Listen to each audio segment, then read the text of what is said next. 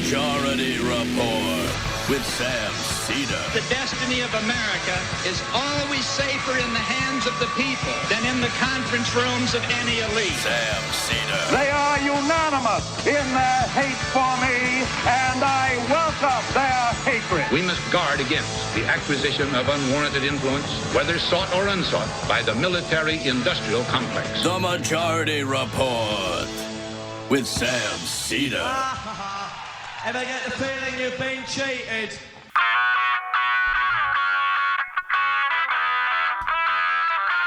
It's Thursday, August 8th, 2019. I'm Michael Brooks. This is the 5-time award-winning Majority Report. On today's program, Branko Marcetic of the Jacobin magazine on why the right hates Ilhan Omar so much. It's more than all the obvious reasons. It's also, in addition to all of the obvious bigotry and xenophobia, she gets it. And she's got serious programmatic answers to America's crises, making her a great leader and a big threat. ICE agents raid work sites in Mississippi, arrest 680 people in the largest single state immigration enforcement action in U.S. history. The children of these undocumented immigrants have been relying on strangers for food and shelter because, of course, it is so urgent that we terrorize people at a food processing plant in Mississippi. I feel safer already. I know. Doesn't everybody? You can just ease up a little bit. Speculation that a long-standing pattern of reprisals from companies for complaints about labor violations. India revokes Kashmir's special status. They've shut off the phones and other forms of public communication. Troops deploying. Pakistan suspends train service to India as that situation intensifies from the fascistic Modi government. El Paso terrorist mother called police. She was concerned about her son's gun ownership, but there was nothing they could do. Everything was absolutely legal. Iran still pushing for the restoration of some type of peace or deal. The White House is drafting an executive order to tackle Silicon Valley's alleged anti-conservative bias. Wanda Vasquez will be Puerto Rico's third governor in a week after a high court ruling. UN IPCC report says that climate change threatens the world's food supply. That'll help stabilize things as Jair Bolsonaro fires the head of a climate agency, a science agency, because satellites were documenting the rapid deforestation of the Amazon. Sergio Moro tries to move political prisoner Lula da Silva to a general population prison. And in Honduras, massive demonstrations against that U.S.-backed narco state. All that and more on today's Majority Report. Folks,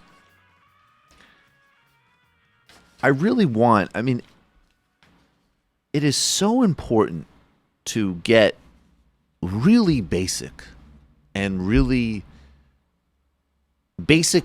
stuff, team human, non-human, when it comes to these immigration cases.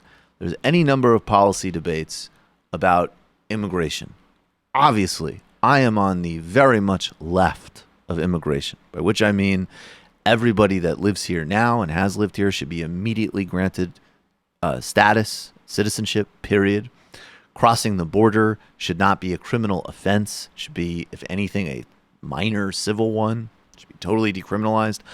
The United States, as well as, by the way, the Europeans, should follow all international law that they have signed up to on refugees. And more broadly, we need to address the security state and climate policies that are driving so much accelerated migration across the world. There's still going to be borders. And in fact, many countries, as of now, and in fact, many countries on the receiving end of, as an example, U.S. foreign policy are quite interested in how to have a open, fluid relationship with the rest of the world in terms of travel, trade, commerce, and exchange. But they actually would like their sovereignty to be respected by U.S. foreign policy, as an example. So I say this because these debates can get very abstract and very, very quickly in ways that really have nothing to do with the debates that are taking place and the urgent response to what is happening from this administration and from ICE right now. This is, again, if you think that this is acceptable, if you support that raid that is putting children in shelters or relying on strangers for food and clothing or whatever else, that really is. I mean, this is a deeper version. I don't mean like this shouldn't be partisan. It is clearly partisan. And in fact, maybe it should have been more partisan because Democratic leaders helped set the stage for this through their own policy sets. But this is human or not. If you support this, you are not a fully paid up member of the human race. And I wanted to highlight, and again, that is not every single policy issue that you could have about immigration. That one is, to be really clear. And this one also is.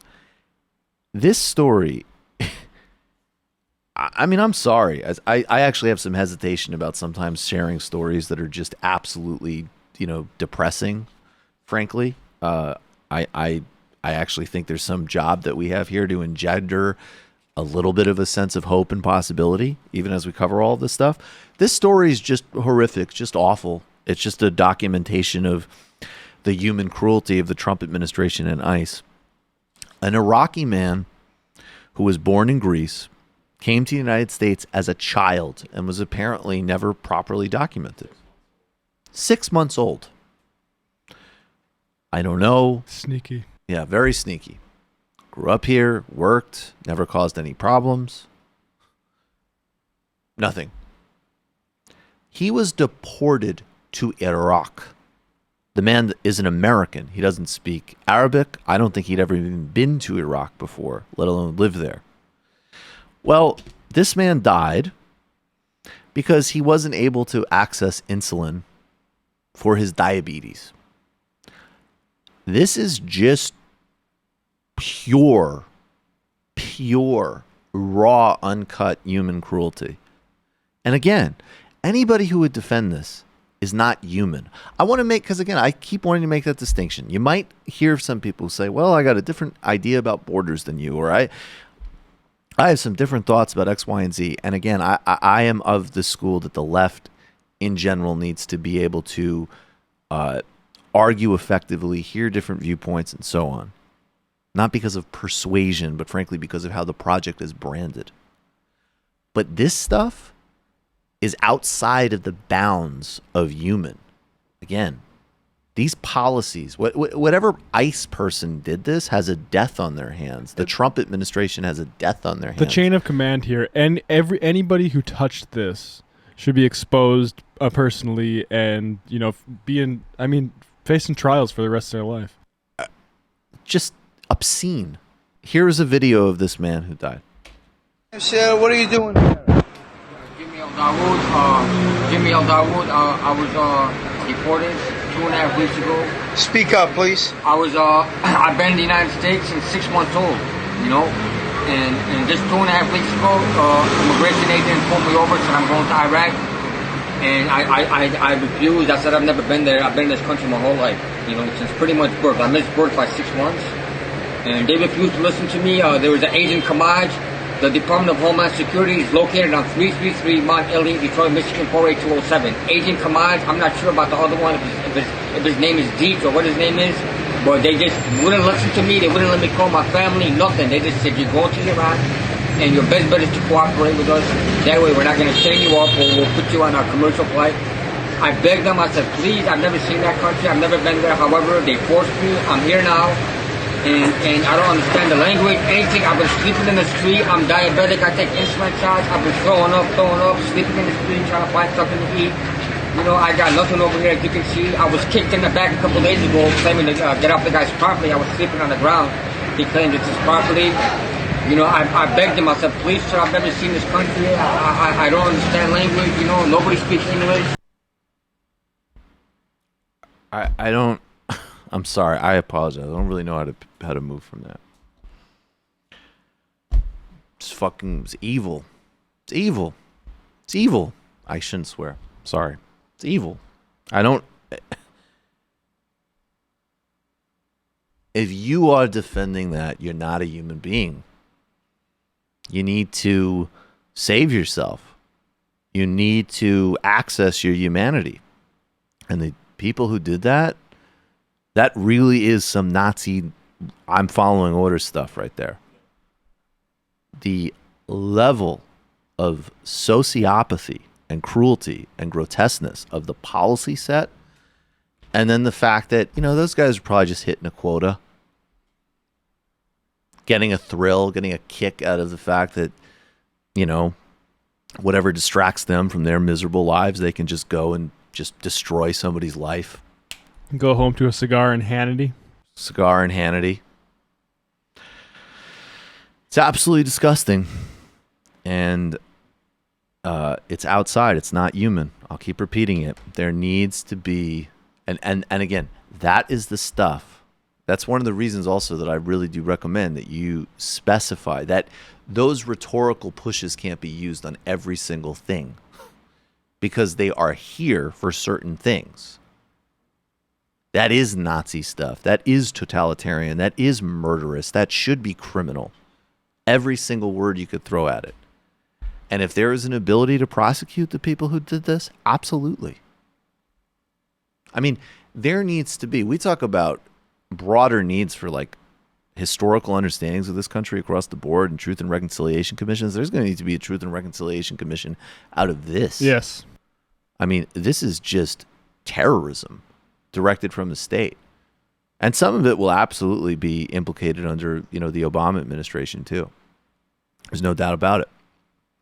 The entire history of the Department of Homeland Security. Which is a short history. Yeah. This is created in after September 11th. There is no broader institutional memory here. This is a, from the outset, national security state boondoggle that was created to securitize and surveil the Muslim population infinitely above and beyond the bounds of the small and surgical measures you need to take to protect from actual terrorism. And it's been weaponized now to terrorize immigrants across the board and undocumented people. And if you think that your life is safer because you support a policy that murdered this guy, then honestly, the most compassionate thing I could say for you is that you should immediately seek help. And I don't mean that as a polemic. I mean literally, you should seek help. If you experience actual physical anxiety because this man was in your country, you need help. You need urgent help. Not being polemical, not being sarcastic. I mean, as Joe Biden would say, literally, you need help. I will also say this. If you're maxing out donations to Donald Trump, you need to be exposed by Joaquin Castro. 100%. And if you're the CEO of SoulCycle and Equinox, and I don't normally go for these things, but I'll tell you what, guys, cancel those memberships. It hurt Uber. And this guy comes out and he basically tries to, I'm summarizing, but essentially it's like, no. We're doing a Hamptons fundraiser for Trump because I'm a greedy SOB, not because I'm a bigot. I mean, and of course, frankly, being a greedy SOB leads to the same results as what we saw with this man in this indirect ways. Whereas if you are starving the state to give yourself more handouts and money, that's killing people. Yep. So it's the same thing. But I don't know. That just really, maybe we shouldn't start it that way because it's very hard for me to move from that. I'm sorry. But that is one that must be told. It's like those stories. Share that story, guys. There's clips when you see a police officer murder, it's like some of these things, people need to see them. They need to be real about this. This is what gets abstracted. It's about there's a border and what we need is a common sense approach. I mean, when, this is what is missing here, again, in a very specific conversation about these ICE policies and this approach, which really, frankly, I mean, just again, to put it in real terms, George W. Bush's immigration proposal, which was totally business friendly, had all sorts of onerous demands on people to document citizenship and was not a justice-oriented bill. And he did do a lot of very militant moves at the border. This would not happen under that immigration deal. Wouldn't happen. So you need to be very specific about the set of policies that you're supporting here. Okay. You know what? Sometimes transitions are just transitions, and they're overrated. And I'm going to read some ads now. That is part of the paradox of our existence. If you believe that you're being snooped on and that nobody cares about let me restart this. If you believe that you're not being snooped on or that nobody cares about your online data, you're wrong. Your privacy is under attack by hackers, governments, ad companies, and ISPs. You need a trusted software that will protect your online activity. ExpressVPN.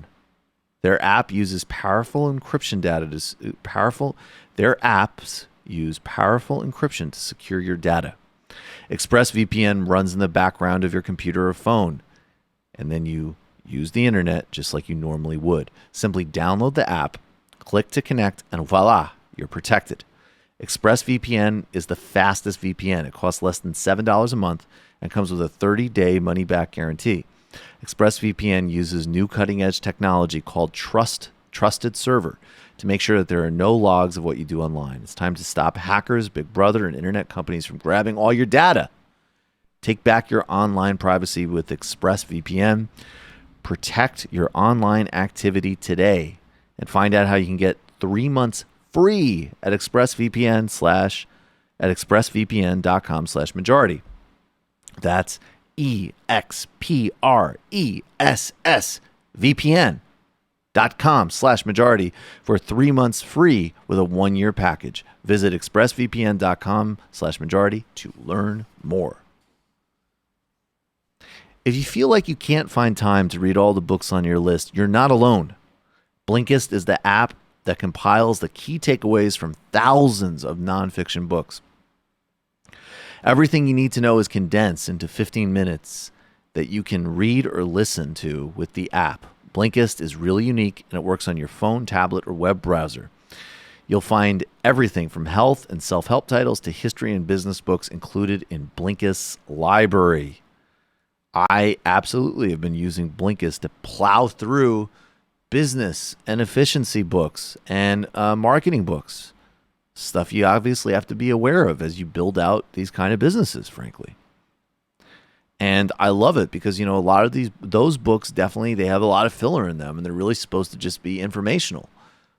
So I get the information I need without, frankly, like the redundant case studies that some of those books have.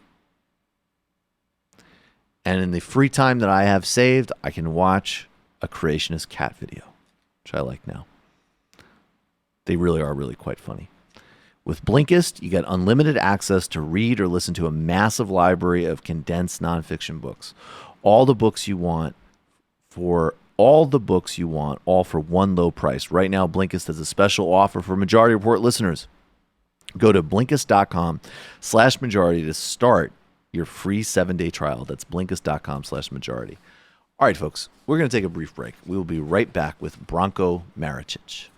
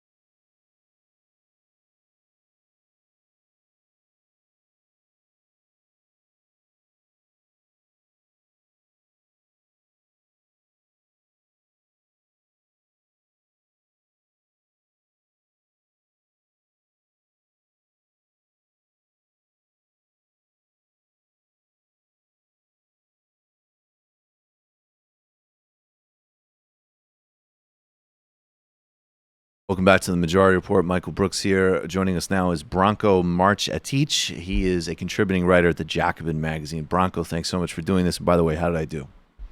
You did well. That was perfect. Maybe the best of anyone who's ever introduced me. That is unbelievable. And now I'm just buttering you up, but I think I know, and I'm going to take it. I'm not going to hear any of your irony. I think everybody. I don't want any tough questioning, so I have to sort of lead with the high praise. I'll be Trumpian. I was like, everybody heard what he said. It was the best introduction. Everybody loved it. Everybody agreed. And by the way, he's a great guy. So Branko, besides, what made you have this great piece, Why the Right Hates Ilhan Omar, and stipulate that there's the obvious reasons.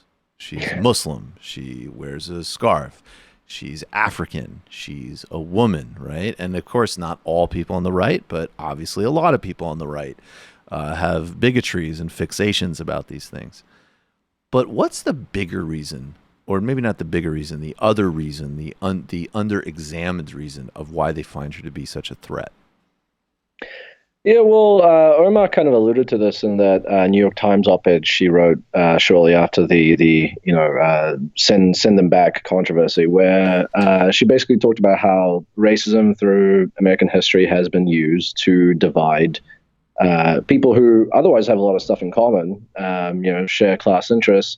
But it's been used to divide them and to make them feel like they can't partner with people just because they have they happen to be of a different race or gender or whatever, what have you. And Omar's career has really shown, and I think this is something that she self-consciously kind of really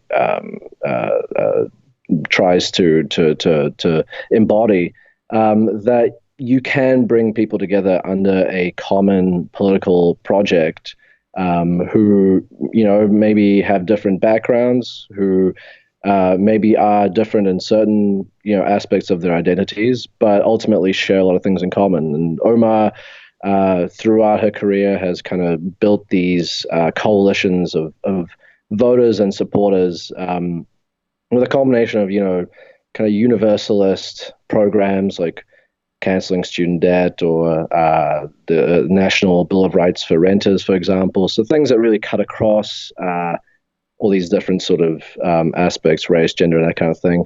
But also, specific social justice-oriented stuff. So, trying to make Minnesota a sanctuary state, for instance, or trying to prevent local police from getting their hands on, insane military equipment, that kind of thing.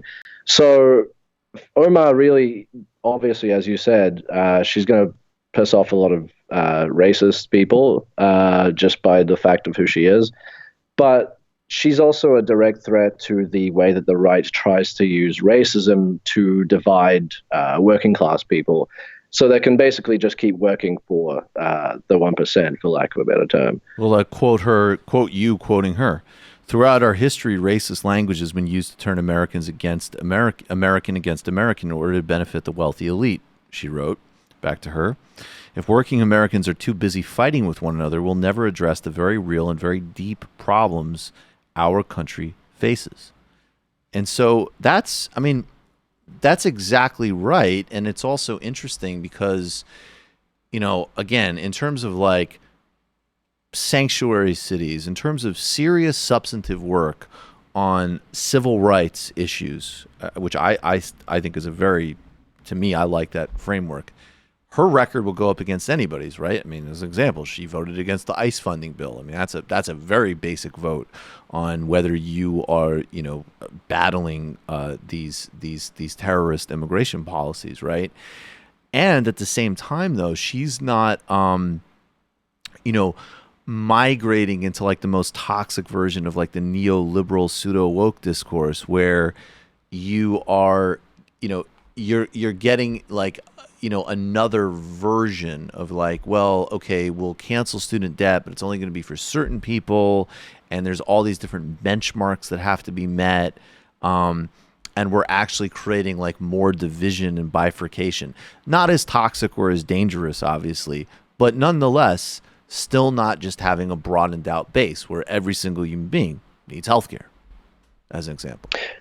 Yeah, absolutely. And this isn't in the piece, but Omar has really kind of subtly tried to kind of fight against those really reductive approaches to I guess looking at politics. When she won a seat in the Minnesota House, she was actually in a three-way race between one person was a 44-year incumbent.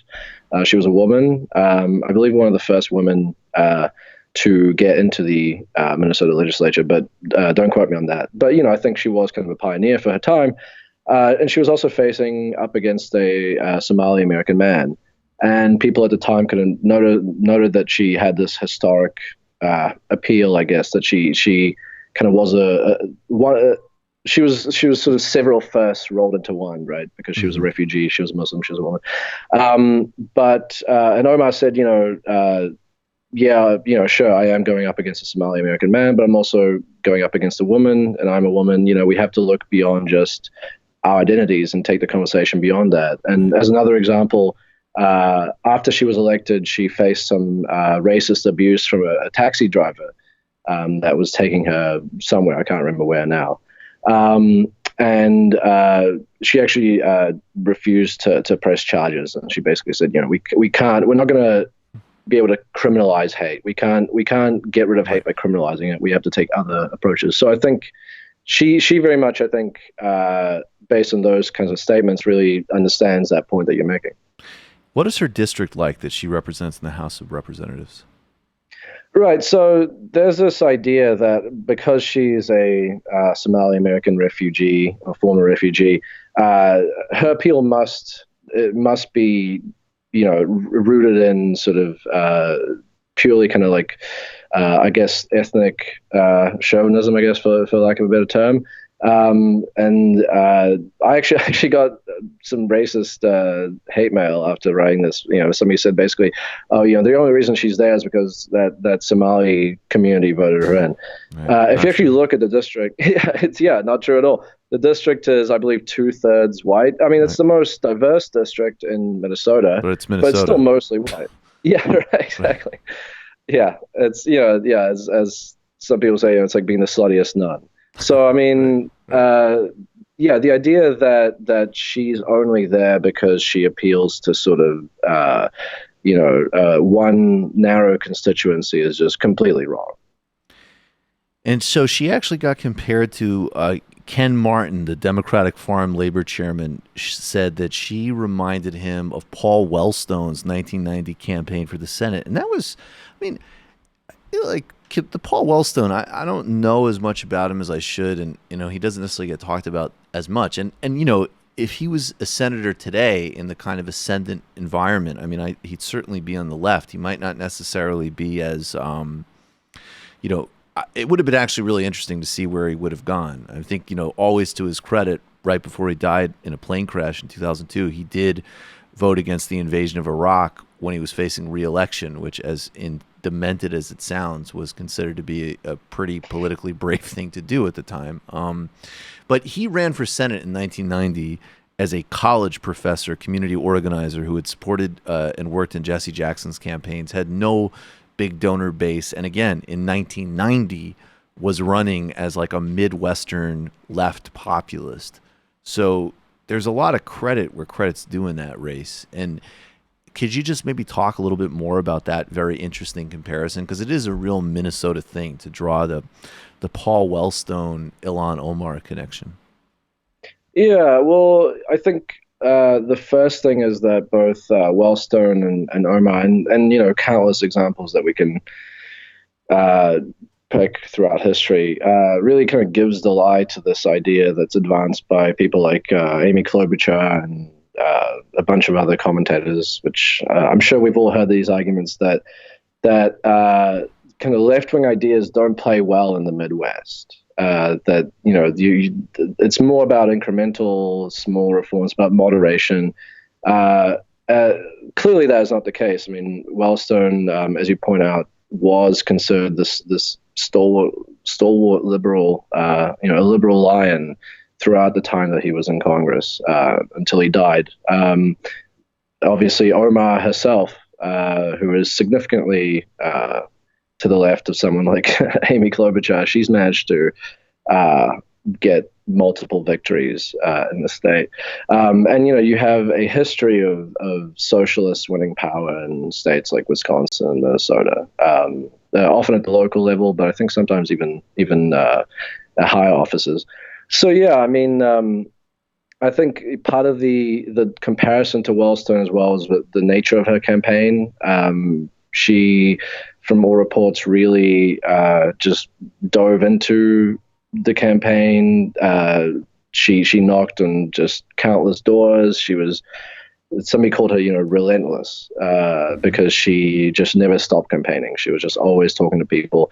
And there was one political operative who had predicted that, the max turnout that they could have gotten was something like 5,500 people for that state race. And in the end, they actually ended up turning out a slightly larger number than that. So I think it was something like 5,868 or something along those lines. So, very much a similar approach to what Bernie Sanders is doing on the national level, trying to not just appeal to voters who are going to get out on the day anyway and cast their vote, but actually appealing to people who otherwise might not bother and who have checked out of the political process, particularly at the local level. Part of her outreach was actually appealing to the local university population as well. So that's, I think, sort of where the Wellstone comparison comes from. In terms of an actual proper, real solidarity, right? Like, we've already documented that Ilhan Omar has a very sophisticated understanding of how the use of race and racism has been used, to divide and subjugate the working class and then the racial hierarchies within that. She's totally unafraid on issues of immigration, rights across the board. And then she had this really ambitious, great policy set, canceling student debt, Medicare for all of the things that we need to do in this sort of broader social democratic sense. But one thing that's left out of a fair amount of conversations, and I actually think, it's very much to Bernie's credit. I think Bernie's actually been doing some really significant things on foreign policy. I think it's credit. I mean, again, he's the only candidate for calling to free Lula as an example. That's a major issue. But she has been absolutely unafraid to oppose regime change attempts in Venezuela. She had that incredible exchange where she revealed that just, grotesque Elliot Abrams. Talk about how the foreign policy dimension fits in. Yeah, I mean, is it any wonder when you think back to some of that stuff why this woman pisses the right off so much? I mean, that grilling of Elliot Abrams. I mean, I think most people, hadn't seen something like that in U.S. politics for a very long time. If I mean, I can't remember something similar happening, in recent years. I mean, she didn't just unquestioningly kind of challenge him on his record of war crimes and really kind of point out what an awful man he is, but at the same time challenge these long established kind of precepts of foreign policy in the U.S. and also kind of broke this silence, the idea of civility that you're not meant to tell a guy who's a war criminal that he's a war criminal. That's uncouth. But beyond that, and also I would say at the state level, when she was in the state house, she had sponsored a provision that was going to ban military aid to Honduras, for example, which obviously has been mired in sort of all manner of chaos after the 2009 Obama-backed coup there. Right. But the other part of it is that the whole idea behind the hate towards her and the kind of smears that are launched against her is that, first the claim is that she's an anti-Semite, but also it's this idea that she's kind of this alien force, that's kind of basically a foreign terrorist. She's kind of working at the behest of some shadowy international movement of Muslims. And the hilarious thing about that is that, basically it's the Trump administration that is really the one that's beholden to a foreign power. When Omar got elected, Omar and Rashid Tlaib and others, Al Arabiya, the Saudi owned state newspaper, published a piece basically calling Omar and Tlaib, Muslim infiltrators, which is, I mean, this is coming from a Muslim country, a Muslim theocracy, in fact, or a very repressive one. But they were accusing her of being this sort of infiltrator. And of course, as we know over the past few years, forget Russiagate. I mean, Trump has been far more deferential and servile to Saudi Arabia in power, to the point where, I mean, you've got Saudi officials spending just throwing money at his hotel. I mean, Rex Tillerson, the former Secretary of State, was basically fired from what reports say because of his opposition to Saudi Arabia's conflict with Qatar. And I mean, you could go example after example. And of course, this isn't unique to Trump. I mean, successive presidents, including Obama, Bush, they were all very, Bush notoriously so, they were all very deferential to Saudi Arabia. I mean, deferential that word is not even accurate to really describe how nicely and favorably they treated that country. Right. And I think, yeah, I mean, whatever one thinks of the Russia stuff one way or another, it always struck me though as just so comedic that like stipulate that there was some type of grand conspiracy, in the real like Jonathan Chait fever dream variety.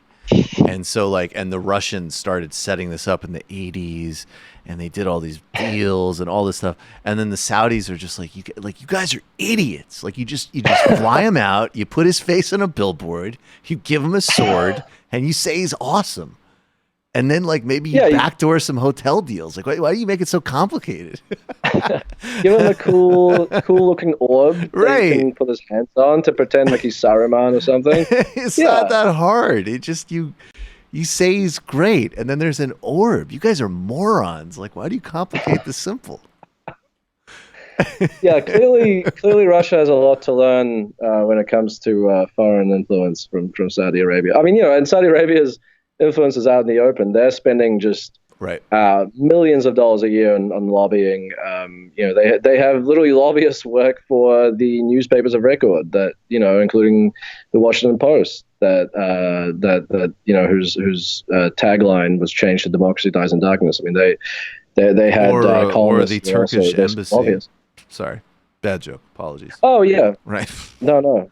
I mean, yeah, it's absurd. Do you find, actually, pivoting off of this for a minute, I mean, do you think that that's a really powerful reframe of being able to speak honestly about the Israeli occupation, as an example, that every time they tried this move on Tlaib or Omar, they're more willing than almost anybody else in Congress to speak honestly about the Gulf states too?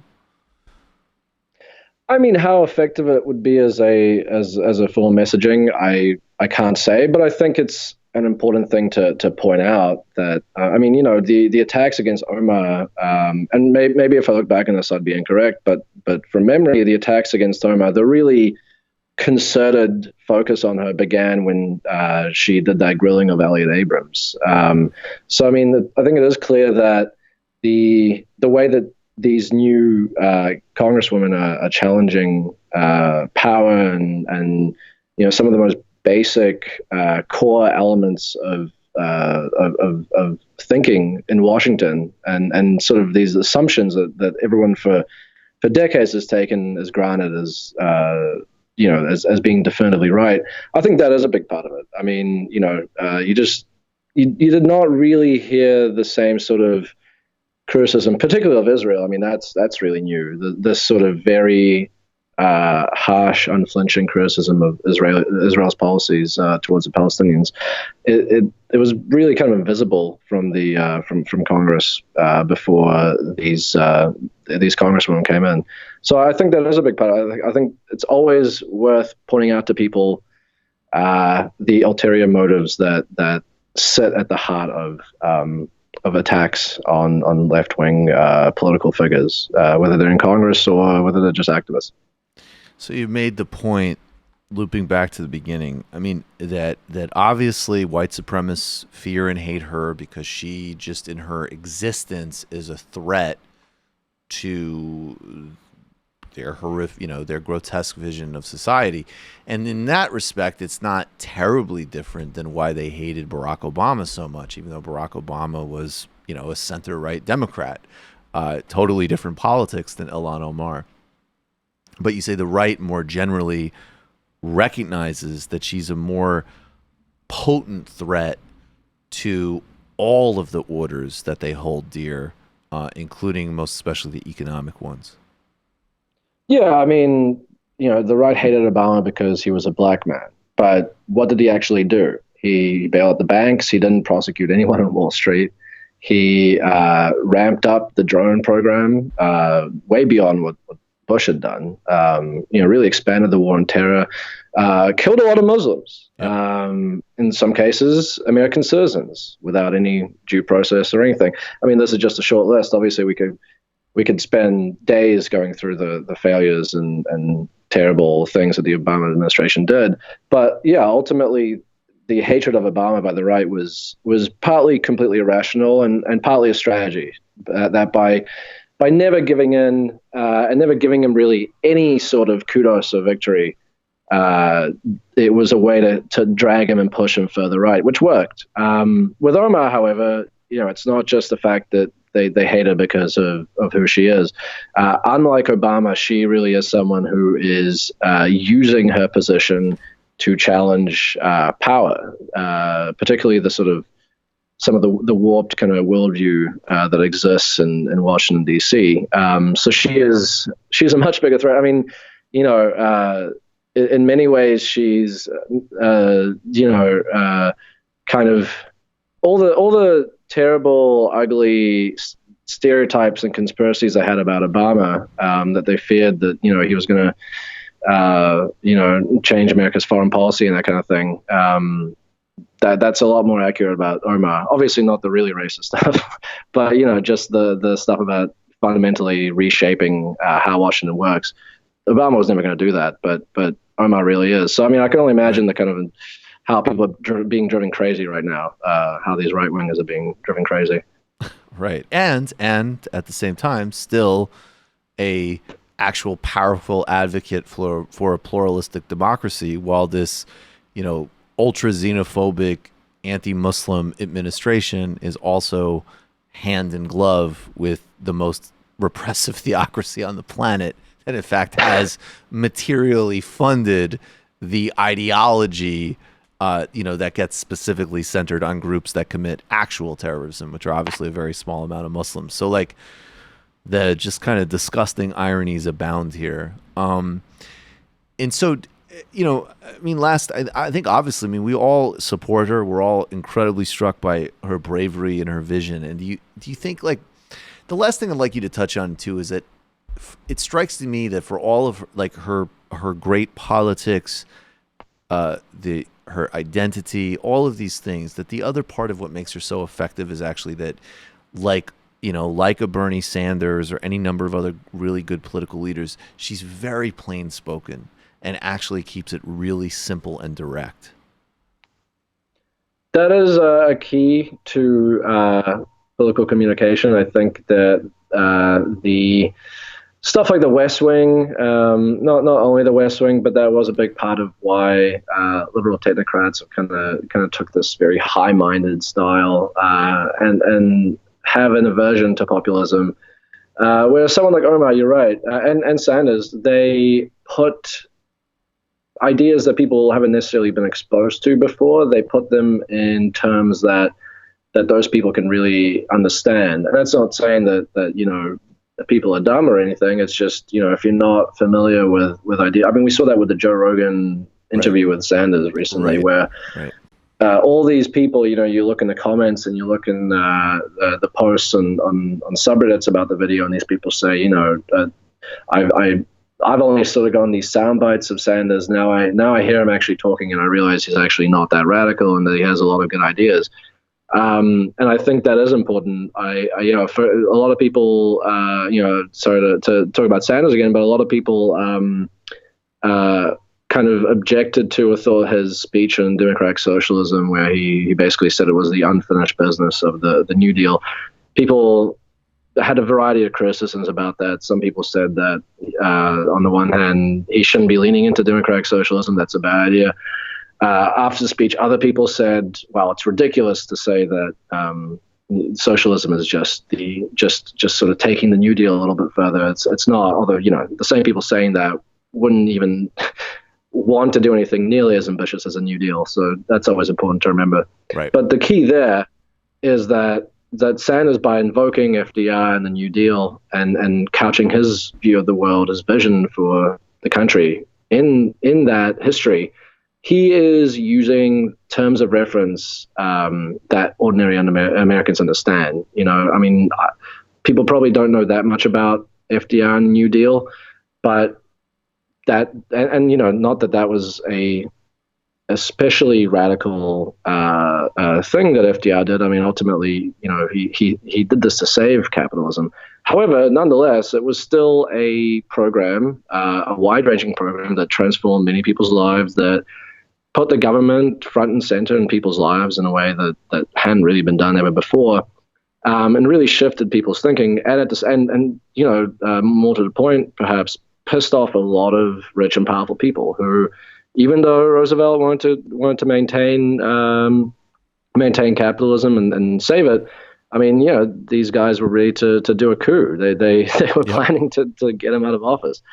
So I think, I think Omar and Sanders, I think both of their successes in electoral politics are, I think, a good role model for people, in the future, whether politicians or activists. And, how do you bring people over to your side, and as you say, using direct language that is rooted in the experience of the constituents you're trying to win over, I think is a key. Indeed. Branko Marcetic, best pronunciation ever. Top 5 for sure. Well, oof. All right, that gets a little trickier when we're talking about the world of podcasts, getting into the top 5. That could be, that was very sneaky, Branko. That could be really either very good or very bad. The piece is, well, the interview's over. I downgraded you after this. Now you can mess around.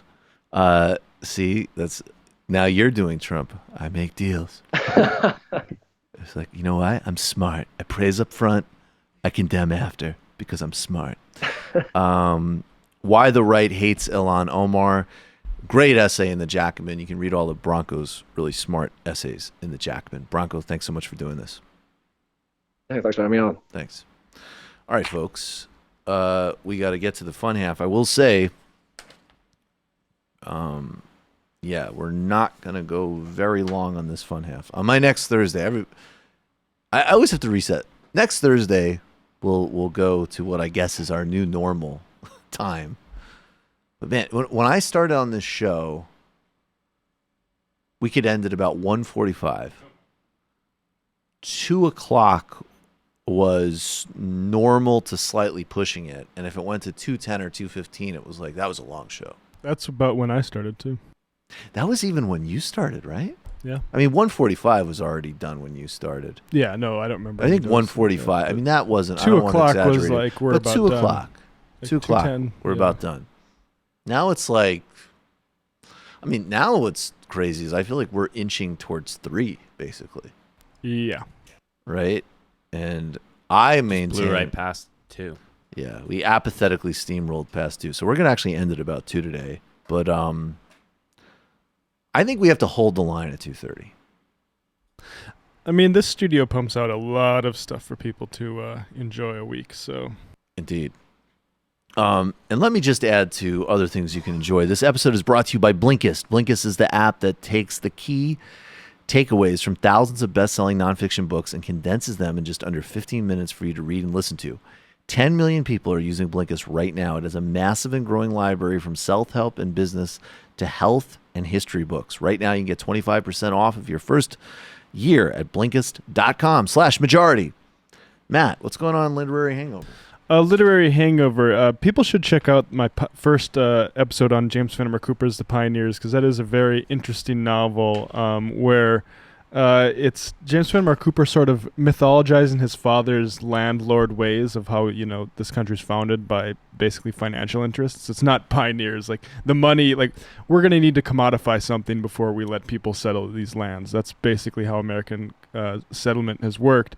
And Cooper, like, he omits certain things, like there's not yearly elections, which were a big part of his dad's life and big aggravation for him. So he depoliticizes it in that way. But a lot of the sort of economic elements of it are extremely interesting. There's overfishing of rivers. There's when white settlers first came to America, there were huge flocks of just millions of birds. And the new settlers used to just like shoot cannons and stuff into it, and just birds would just flop on the ground just because there's a bunch of them. Just like I've actually read similar accounts of Chinese soldiers doing really similar things in Tibet. Yeah, Tibet's ecology and wildlife. It's a giant flock of birds. It's like a big dragon. You just settler colonialism. People were going off back then with with exploiting the land and like chopping down trees, because you burn a maple tree, you get a bunch of potassium, and that was good fertilizer because there's a lot of droughts in Europe. Anyway, all this is in this book, so it's really good. For patrons on Saturday, and there's also going to be a part 2 for that. For patrons on Saturday, this weekend, I think it's going to be on Saturday, we're doing George Orwell's A Hanging, which is actually by Eric Arthur Blair. It was before he had changed his name. And Eric Arthur Blair. It's one of his, it's a very eloquent anti-colonial writing. It's about his time as an imperial policeman in Burma. And it talks about putting people to death. So it's also one of the most eloquent anti-capital punishment essays that I can think of anyway. Fascinating. On Tuesday's TMBS, that was another great episode. We really... Wolf in Studio. I mean, look, I've always been happy with the show we've done. But I've always been... I mean, look, it's a good show. But it's really, the show is really, just check it out. We're really hitting our marks. Is China a socialist economy? An illicit history of Afghanistan and Pakistan? Plenty of other topics, including a really good, always a really good post game. I won't explain all of them. I'll just say that patrons get 2-to-1 content. This weekend, we're doing a primer on Hong Kong with Elaine Yu of the French Free Press. She's a reporter based in Hong Kong. And if you want to get a broader flavor of the show, we have a highly populated Michael Brooks Show YouTube page now. And we're about 63,900 subscribers. So keep us growing as subscribers on Michael Brooks Show YouTube channel. And become a patron to get the whole thing. Patreon.com/TMBS. We're going to take a brief break. We'll be right back in the fun half.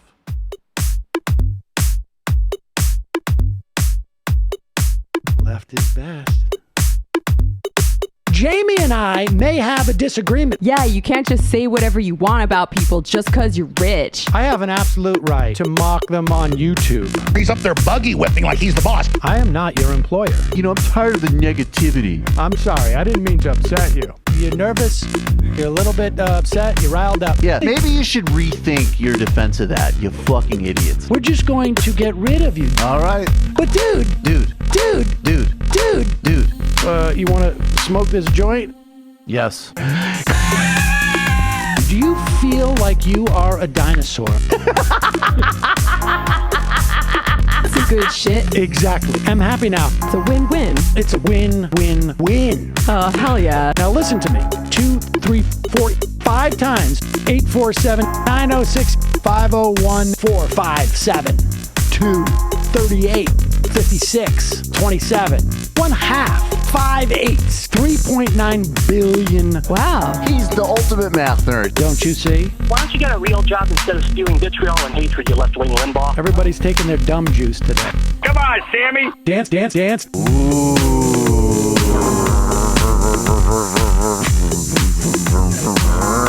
Rand Paul. I had my first post-coital scene with a woman. I'm hoping to add more moves to my repertoire. All I have is the dip and the swirl. Fine, we can double dip. Yes, this is a perfect moment. No. Wait, what? You make under $1 million a year. You're scum. You're nothing. Excuse me? Fuck you, you fucking liberal elite. I think you belong in jail. Thank you for saying that, Sam. You're a horrible, despicable person. All right, gonna take a quick break. I want to take a moment to talk to some of the libertarians out there. Take whatever vehicle you want to drive to the library. What you're talking about is jibber jabber. Classic. I'm feeling more chill already. Donald Trump can kiss all of our asses. Hey Sam, hey Andy, you guys ready to do some evil? Hitler was such an idiot. That guy might be a Nazi. Agree. No. Death to America. You. Yes. Wow. Wow, that's weird. No way! Unbelievable. This guy's got a really good hook. Throw our hands up. Ooh. Wow. But Sam, I gotta get off. No worries. Let's. I want to just flesh this out a little bit. I mean, look, it's a free speech issue. If you don't like me, Hey, shut up! Thank you for calling into the Majority Report. Sam will be with you shortly. Welcome back. We are in the fun half. Michael Brooks here. This is, of course, the Majority Report. IMs should be opened, just to let folks know in case you're not. I don't see any IMs besides the spam. And I know people are very, they go, where's the IMs? There are days where everything I hear is just the Sam voice. Ask the moms. Why aren't the IMs open? Are the IMs open? Do you see? All right, let's take one call out of the gate.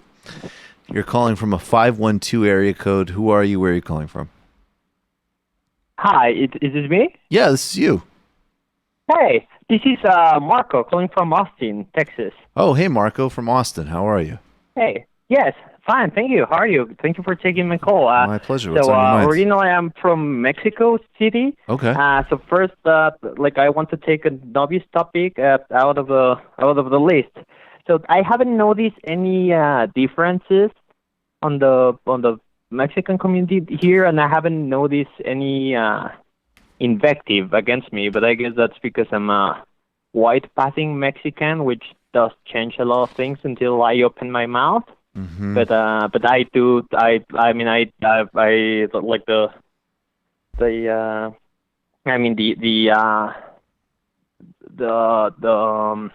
the atmosphere is not good against Mexicans right now, and I'm actually a big fan of what Joaquin Castro did, because I don't Joaquin want to give letting my money people to know that. Who's donating to Trump. Yeah. Yeah, that's right. But that's not. And actually, it's great that I got. I'm very happy that I got to speak to you because my question actually has to do with foreign politics. Okay. So you know how in Mexico we recently elected a left-wing president, Mm-hmm. recently, like last year. Yep. And he has been less than good. Yep. He hasn't been good at all. Like he's been bowing to Trump and on immigration, which I think it's despicable. And when you say less than, the corruption is pretty much the same. And when you say less than, yeah, I mean, I've heard. So I just want to say, and I the reason I haven't covered as much is I've covered it a little bit on TMBS, but there's a lot more that I need to sort of get into. I'd like to, I think maybe we'll have Kristen Thornton on, who's a great scholar and observer of this stuff. But when you say so, well, actually, I mean, just maybe make your question. I just want to say, not to defend Obrador, but I do know that he's done some reforms in terms of wages and labor issues, and I also think that, as far as confronting the Trump administration, you know, people shouldn't be naive about how significant a challenge it is for Mexico to frankly challenge any U.S. administration in a substantive way. I do just want to kind of put that on the table, but I hear you that, I mean, yes, in many ways, clearly, at least from my observation, there's been a lot of frustrations and disappointments, and I don't know the extent to which it is the failings and problems with the Obrador political project, which it could be, or the reality that left-wing governance in a place that is still primarily dominated by a hegemon is really hard. But anyways, what's your question? So basically, like having some discussion with friends, and the thing is, I've been a fan of López Obrador for all of my adult life. Yeah. And but yeah, like I mean, I've been a great fan, and I was hoping for him to be the Mexican Lula, and which I'm not sure if it will happen. But so how do you think I should convince people, like if the López Obrador government turns out to be bad, like how do you think I should convince people that that's just him? And I guess you have partially answered this question. That how do I convince people not to lose hope on the leftist project? And because I mean I do think that the leftist project would be great for Mexico, and we do need to reject the neoliberalism that we've had in the last decade. But how do I convince people if the Obrador government is a bit of a dud, of a failure? I don't know. I mean, I think that will. I mean, I think there's some self-revelation, right? I mean, if it is, it is, and I think that there's. I mean, it's a fine line because I just think dismissing electoral politics, in our day and age is just so, it's just naive. But there's obviously a lot of other left forces in Mexico that even if they're aligned with Obrador, they might not be aligned with him, right? I mean, there's groups like the Zapatistas. There's other forces that stand in and outside of electoral politics pushing for the project that Mexico and the world needs, and that is what I have so far. But I promise I'll look for a better answer. I promise more Mexico coverage from me. I need to dive into it more, and I appreciate the call, man. Thank you. No. Ah, man, there is some stuff riding on Obrador. So I hope that is not a bummer, as it were. You're calling from a 917 area code. Who are you? Where are you calling from? Hey, Michael. This is Waterboard from Kashmir. Hey, how are you doing? Good to hear from you. What's on your mind? Yeah, actually I wasn't planning on calling in. It's hard to talk, but I figured I should. The situation's kind of shit. Yep. But what is the name? Was it Murtaza Hussein? Murtaza Hussein, yeah. Yeah, sorry. No problem. He did go through the general overview, but I did this just for honestly, people so they know. That was on the Michael Brooks Show YouTube channel because there's some people who won't know what you're referring to. I did a Kashmir special with the Intercept reporter Murtaza Hussein. Anyways, please go ahead and tell us. Yeah. Everybody should check it out if they have no idea what's going on, because that was a very good, but kind of like a general overview. Sure. Because there's so much to unwrap that honestly it would take like multiple shows. And unfortunately, the way things are going over the next few months, you may not have a choice but to do multiple shows, as things are kind of getting worse. So for now, all I just want to say is the amount of apathy. The amount of what? I'm sorry? Apathy. Okay. Apathy. I don't know if I'm... No, I understand. I just missed that. Apathy, yeah? Yeah, from generally speaking, the international community and the press right now is, and I don't think it's malicious. I think it's just no one really talks about that region because there's other things to talk about that region. Is kind of heart-wrenching.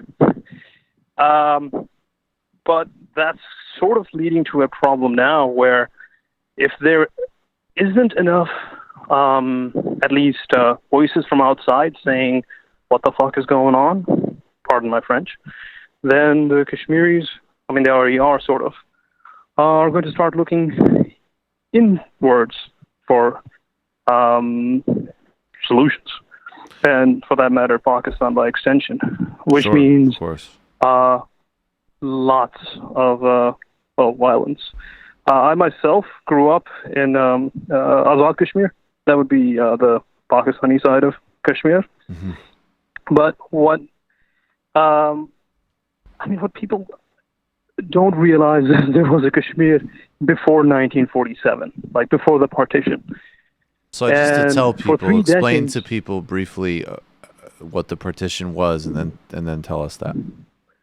Sure. So the South Asia was part of the British Empire, and as the British Empire was crumbling all around the world, this was also one of the places where they left, because mostly due to nonviolent movement by Mohandas Gandhi, also known as Mahatma Gandhi. But at the end, the Hindu fundamentalists kind of went nuts. So they wanted to create a two states along communal lines, one for Muslims and one for, well, majority of Hindus, but literally everyone else. And so the British partitioned India on the way out. Now, Kashmir's specific issue wasn't resolved because it was a quasi-independent state when the British left. Right. And it was under was what they call a princely state for about 100 years before the partition. And this is where the problem, I'm not going to go in detail, just spend the next 10 seconds explaining.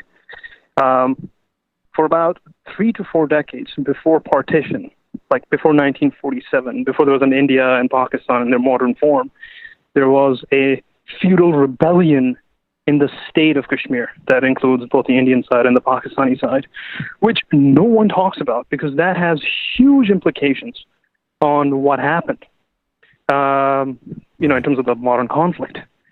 Because, I mean, it was almost medieval, the rule, not almost, it almost exactly was. Like my own family, if you go back, I guess 3.5, well, almost 4 generations, 2 of my ancestors were skinned alive. Jesus. I mean, this was like normal. Right. The only quote that comes to my mind right now is the British Viceroy to India when he visited Kashmir. This was, I think, in the 1930s. He said that the lower caste Hindus, or even like the middle caste for that matter, were treated like dogs, and the Muslims are treated worse. Right. The majority of the population was, well, Muslim. So, I mean, outside this context, I mean, that's what I've spoken to, I don't know, dozens of, I have a lot of Indian friends here, because, New York's a melting pot. And with the exception of a couple of them, they kind of got these glassy eyes when I asked them, like, well, what was going on right before 1947? Because it's like a black hole of information. Right. No one has idea that, and I had the same exact experience with, like, my Saudi friends, that were like kind of students studying here. I was like, hey, so what was happening in Saudi Arabia in 1923? They have no idea because it didn't exist. Right. I mean, that part of history is like erased or not taught. So, well, I mean, look, there's a lot to unravel. I don't want to go into that because it'll take the next 2 hours. Well, all I want to say right now is... Yeah, please go ahead. It's very important that people are at least paying attention. And let's just be careful when we make like hand-wave arguments of like, oh, it's a conflict between India and Pakistan militancy, Kashmir, because that completely fogs up the situation on the ground. And, well, currently the Pakistani government is incredibly incompetent, which is why Kashmiris are getting really, really pissed. And they're looking to the Pakistani military for signals. And they are giving signals. I mean, they're making statements now. That's really disturbing, yeah. That is very disturbing. Yeah. I mean, yesterday in Guardian's front page, 2 separate articles had quotes from the Pakistani army chief, not the government. That's because they had no strategy. Right. And one thing that people, and I'll end with this, something that people don't know is there are about 5 million Kashmiris, or 4.5 million on the Pakistani side, and we've all like a very deep connection to both sides of Kashmir. And historically, Kashmiris have made up a large portion of the Pakistani army. And even though they represent around 4% of the total population of Pakistan, they make up over 1/3 of the Pakistani army, which has huge structural implications within the military in Pakistan. So Kashmir is like a very touchy issue. I don't know how it doesn't lead to conflict if people don't put pressure. And the only thing that within India people are responding to, at least for the Congress, is when there's pressure from outside. And yeah, I don't. Yeah. You could have volumes on this, but sorry. Yeah. Well, I'm going to do a segment. I'll move from this. We did have a little bit of a package planned on it, so we'll do that now. Thanks so much for the call. Please call back soon. Hang in there. I'm sorry. Thank you. All Good right, luck. of course. Good Yeah, luck. bye. Good luck. So, yeah, there's some really important, just kind of brief history to overview on this. Like he was saying, the root of this current iteration is 1947, that there's first the split of Pakistan from India. There's the partition, which happens after decolonization in India, and Kashmir is a disputed area. Now, on one hand, it has been under heavy military occupation since at least the 80s, and there has been constant and well-documented serious abuses by the Indian military on Kashmiri civilians. And there's also been the use of the Pakistanis have funded militant groups which have engaged in terrorism, and the Pakistanis see it. It's both a question of national pride for Pakistan because of the loss of Bangladesh, which goes back to the 70s. The Pakistanis, that Bangladesh actually used to be part of Pakistan. Pakistanis waged a genocidal war there. The Indians supported Bangladeshi independence for their own strategic reasons and so on. So there's a lot of history here. And of course, the broader context is that these are two nuclear armed states who've already fought 3 wars, and there's a lot of tension. There's a small amount of Kashmir which is under Pakistani control. But what Nehru did do, and has held mostly, even for all of the abuses, is basically regional autonomy.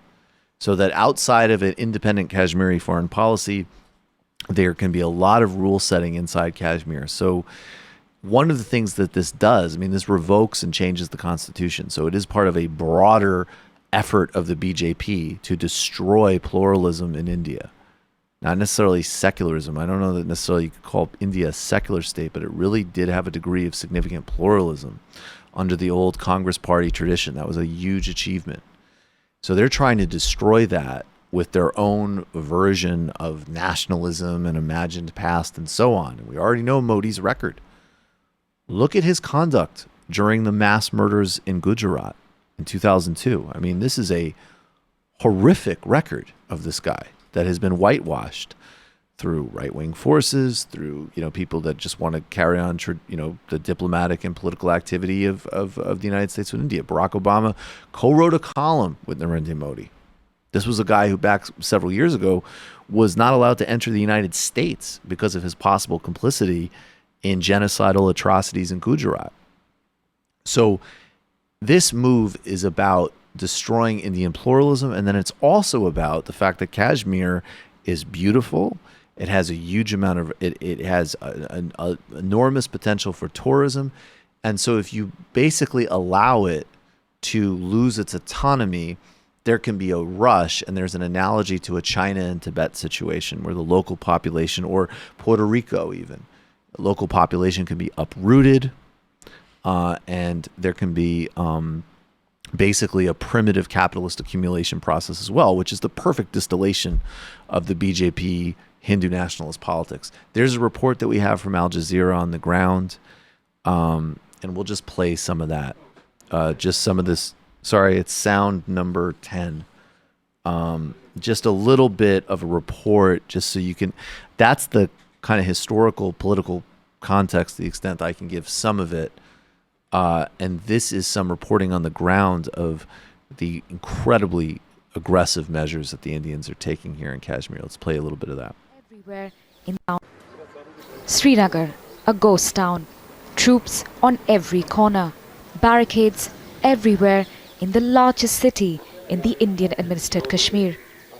India's government says recent troop reinforcements are to ensure security and to maintain order as Kashmiris see the effects of the significant changes to their autonomy and statehood.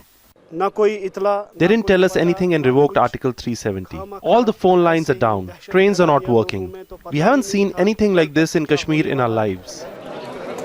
Migrant workers who hope to find employment here have been stranded for days. So there's a sense of it. Really serious. I'll make the specific point. Look, of course, Tulsi Gabbard should be asked about this, but every single presidential candidate should be. This is one of the prime crises in the world today. The Indians have been extremely resistant on international mediation on Kashmir and even the acknowledgement of the abuses that government has always undertaken in Kashmir. And the Pakistanis have fomented, as I say, terrorist actions there as well. Okay. Seb Gorka's business card. When talking about electability, I think you're forgetting an amazing achievement that Amy Klobuchar won Minnesota as a Democrat running on the revolutionary platform of tax advantage savings accounts. Amy Klobuchar, especially, I mean, that is true. I mean, look, obviously Minnesota is home of, horrifying, bizarre reactionaries like Michelle Bachmann, but it's also the home of Paul Wellstone and Ilhan Omar and some really damn fine Midwestern populism. So, I mean, Amy Klobuchar it's only recently is just useless. I don't get her. She should be primaried. Yeah, I mean, I don't know how to put her in the lineage of Minnesota progressives. It's just that she's just a reflection, I think, of Minnesota is going purple. It's kind of scary, although it's been shored up. I think Minnesotans didn't react well to Trump.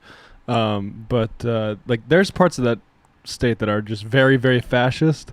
Right. Literally, I think they're just, that's how I would describe them. And then you have the district that Ilhan Omar comes from, which is, one of, I think, the greatest districts in America. People act like it's some sort of, all-Somalian district in Minneapolis. No, it's 70 or maybe 60% white. But anyway. Absolutely.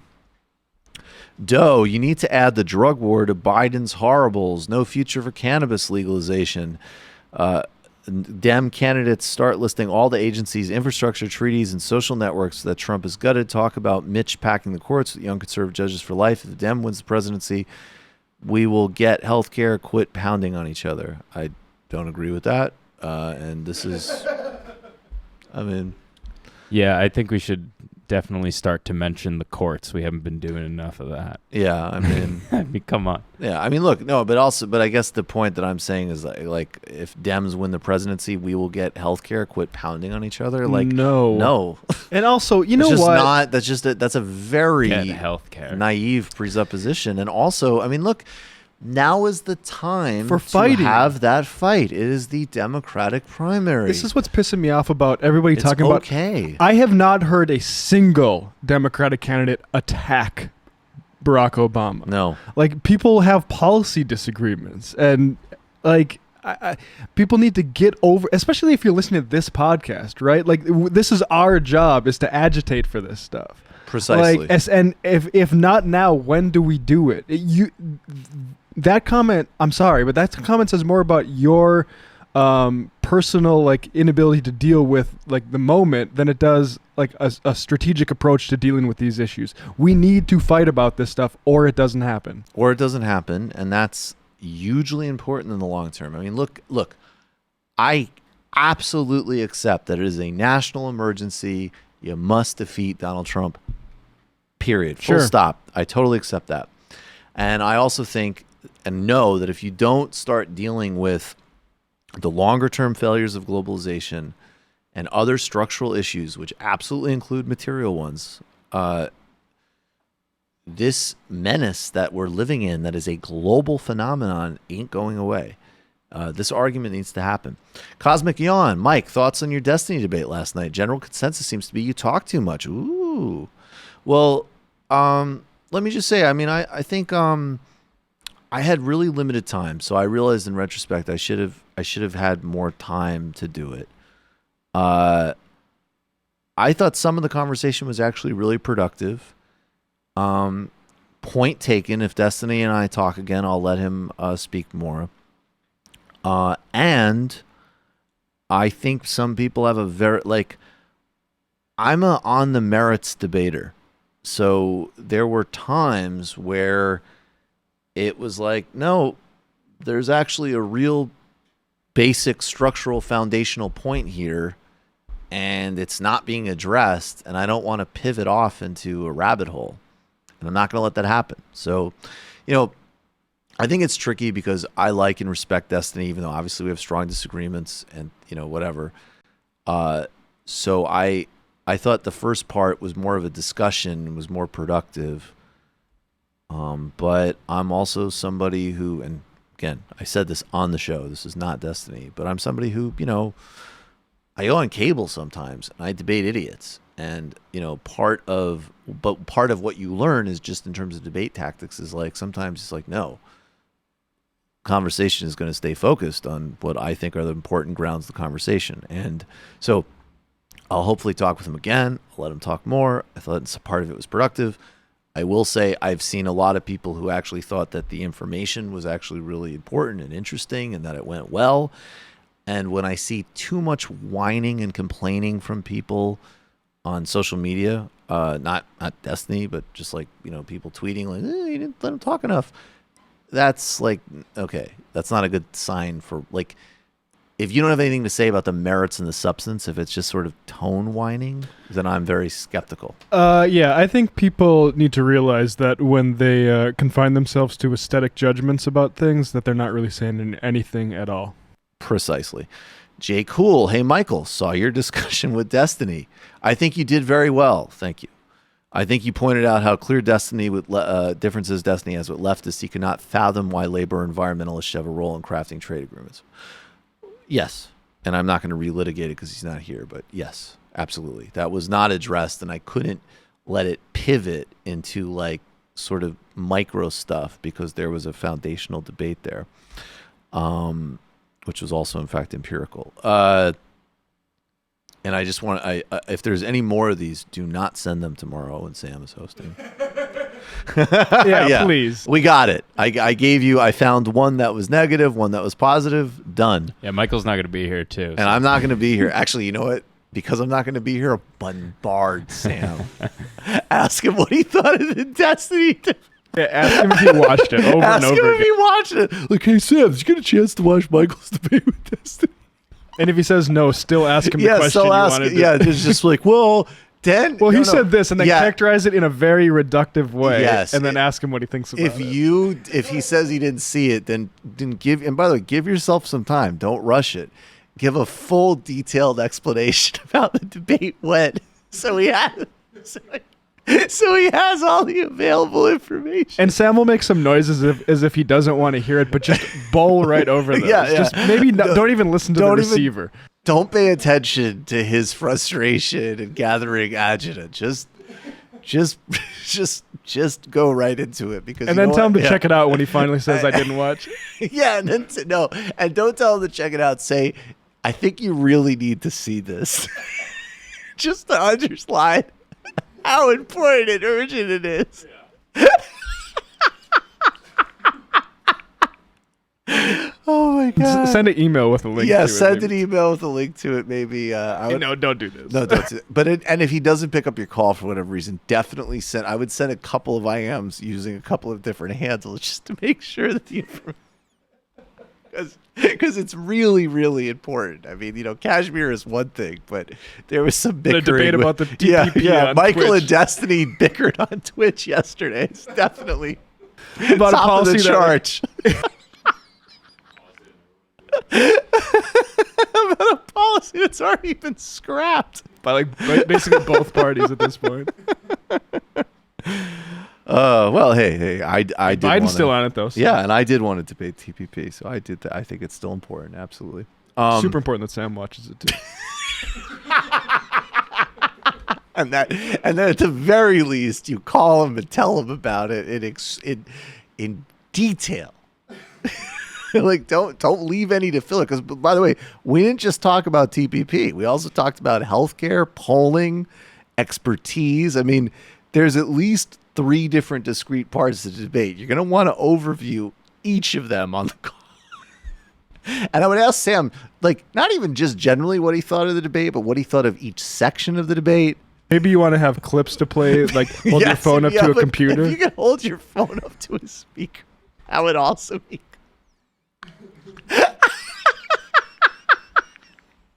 And then if you could somehow connect this to maybe something that Sam thinks about, not 2020, but say 2022, that would tie it with a bow. Oh my God.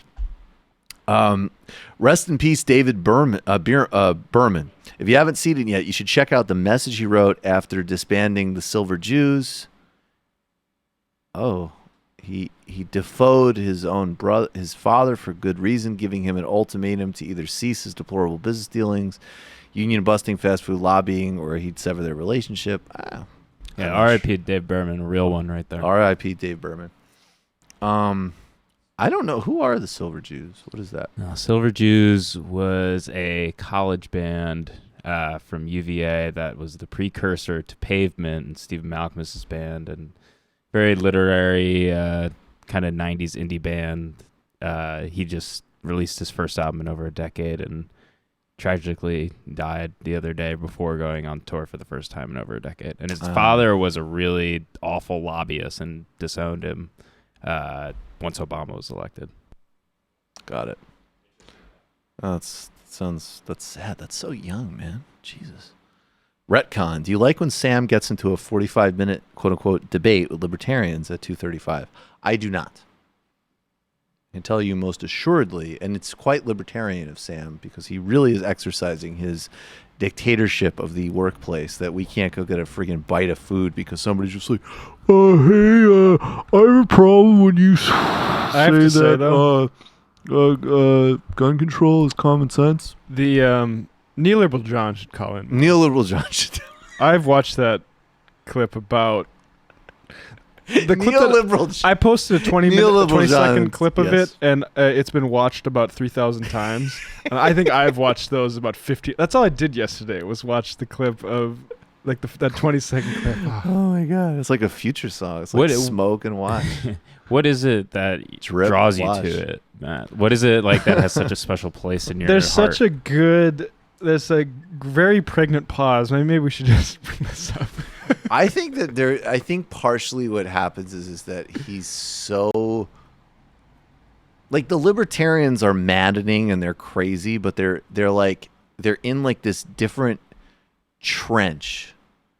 And John, it's like he isn't even necessarily like. I think I know what happened. It is like the most minutia of the minutia, and it's so ridiculous, but it's like also kind of good natured. I don't know what. Well, there's people who are trying to rebrand neoliberal. There's a Twitter account that's trying to rebrand it as if it didn't come from like Milton Friedman and those like, you know, monsters, right? Like as if it's just like markets, but that's just liberalism, right? Like it's not. Yeah, exactly. It's classical liberal John. But what I really like about this is the pause, and then no, this is mean. We shouldn't play this. No. Okay, you've already set it up. Yeah, okay. We love John. Look, you call, you have content. This is all love. It's all love from me, at least. I don't know about Matt. Yeah, I love you too, John. I genuinely. Basically, anytime there's like a terrible idea, right? So it'll be like for-profit prisons, or it'll be like some asinine thing that libertarians. That one support. counts. Well, for-profit prisons is a neoliberal idea.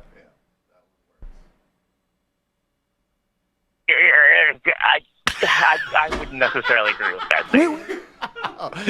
Right down to my fucking obnoxious. Yeah, laugh. I know. I'm sorry. God, you ruined stop swearing. You ruined the take. Oh yeah, no, that is tough to do. You but need to stop swearing. I would have had that. Yeah, I mean, the problem is I normally don't like to dwell on individual calls because we don't like to scare people away from calling away. But I mean, the problem was he was just wrong, right? Like just wrong, just factually just wrong, absolutely wrong about the central part of his identity. And to see, I think, gears turn in that way is very amusing. I think that is what it is. It's like libertarians are obviously just wrong, but they're still like, they are like, well, I believe in some fantasy principle and you disagree with it. This was just like, basketball is a racket sport. I really wish you guys would stop saying it isn't. Yeah, it's like, I mean, look at Pete Sampras. Pete Sampras doesn't play basketball. I would disagree with that. I would disagree with that. If you look, he's using his hands a lot. Look at his shorts. Yeah, look at his shorts. It's all hand-eye coordination. He is bouncing the ball, is he not? Before he serves. I don't think you guys are being fair. So I don't know. I think at least in that small sample size, neoliberal calls are better than libertarian calls. Definitely, and I'm sure he's got much better politics. Oh, definitely. I think he probably does. See, I bet he opposes private prisons, but just doesn't want them called neoliberal. Whereas, like, the libertarian would call and start with, like, I think we all agree that prisons are bad, and probably, like, end the call by saying, like, there should be millions of private prisons that are run in a paramilitary feudal state. Actually, I would invite John to. I genuinely like to hear his response to how Cornel West talked about markets in the Rogan interview, because I think that he talked about it in a way that might upset certain leftists that are like very allergic to the like conception of markets at all. Right. And so I'd like your take on that, maybe more than what neoliberalism is defined as. Indeed. All right. What is okay? Let's do a couple of pieces of sound, and then we've got to talk about an important story in Brazil, and Honduras. So, this is what clip number is this? All right. So this guy is pretty unimportant, relatively speaking. So he doesn't really make the racket, and in some way make the list. Look, what Tucker Carlson is doing is infinitely more significant, powerful, formidable, and needs to be strategically dealt with beyond just condemnation. Of course it needs to be condemned and called for what it is, the sinister game he's playing about white supremacy, in my view. But there's also a huge amount of stuff he is doing in really generating a different discourse and right-wing populist discourse, which has a real constituency here, and it is not just race and immigration issues. It's a completely different way inside conservative politics of critiquing the market, which has not been very emphasized in American politics. I mean, Jordan Peterson's project would be so much less, would be so much more formidable and less laughable if when he makes all of his reactionary statements about gender, or which is totally indefensible, but when he makes his defensible statements about alienation and loss of purpose, the fact that he couples that with a blind defense of the market is delusional. And there have been historical conservatives who have had some extremely, social views that we would argue against vehemently and fight every step of the way because we just fundamentally disagree on basic civil rights for people. But they understood that capitalism disrupted people's lives, and that also included disrupting institutions that they held dear, right? Like capitalism doesn't want you, they don't care about, modern tech capitalism does not want you to have a traditional family structure or anything like that, because they want you to be able to be a digital nomad and leave every 4 months, right?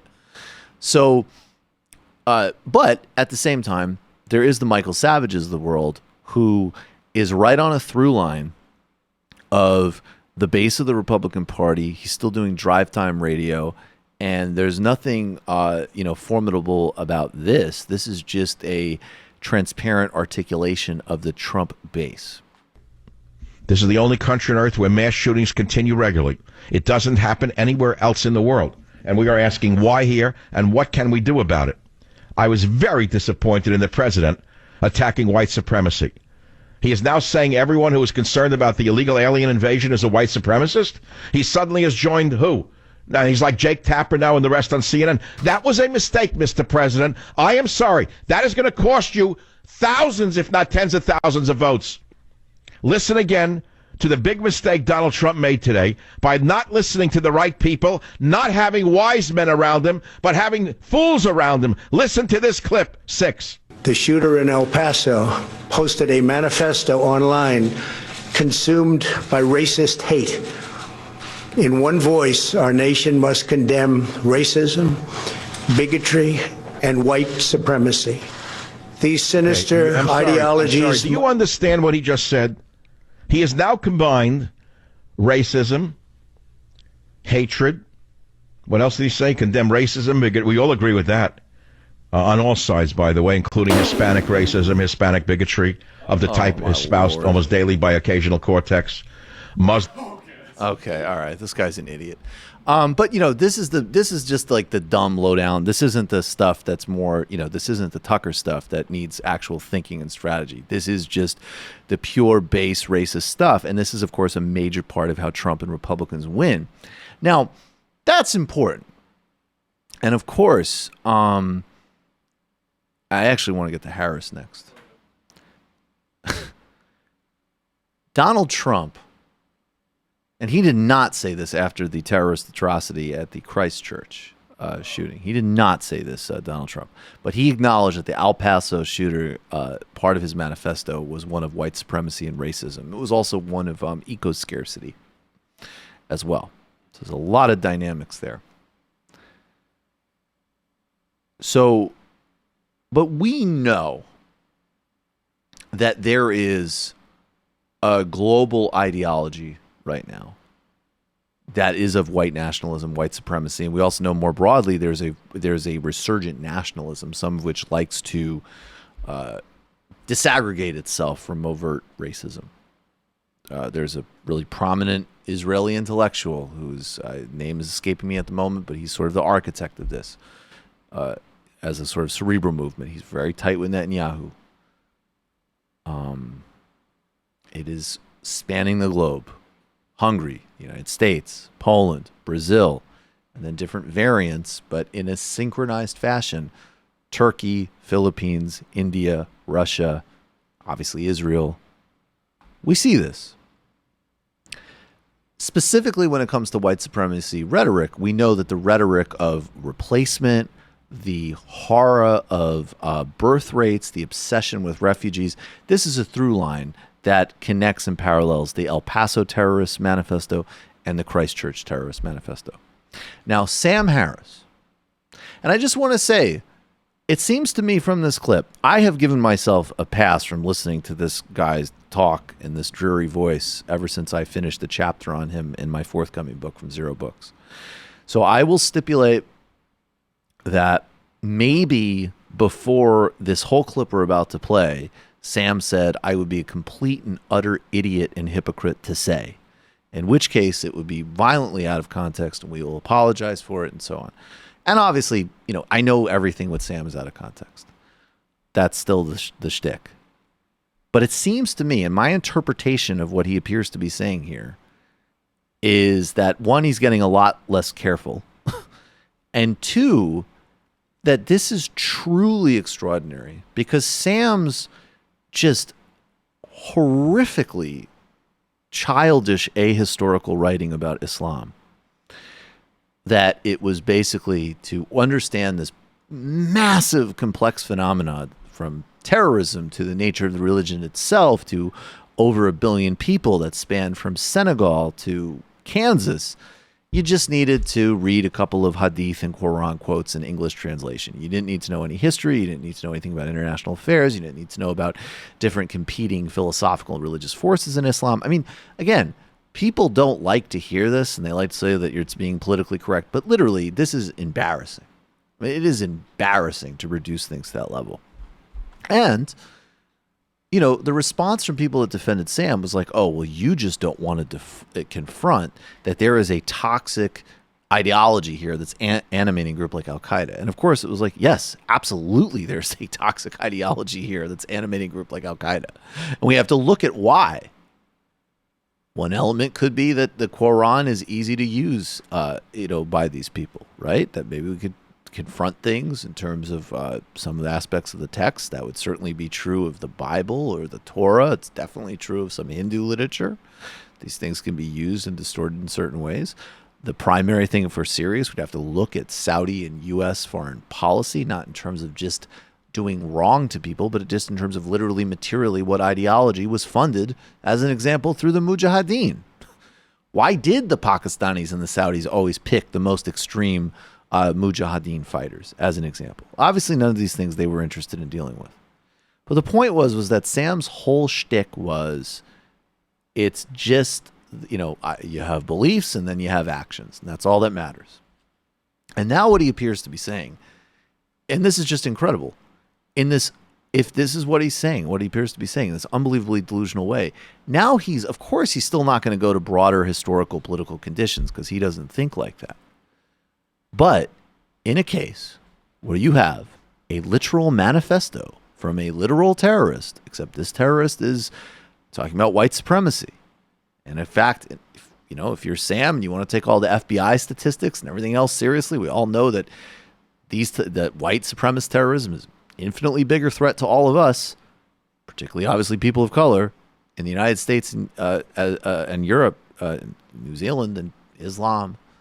Listen to what Sam Harris has to say about this.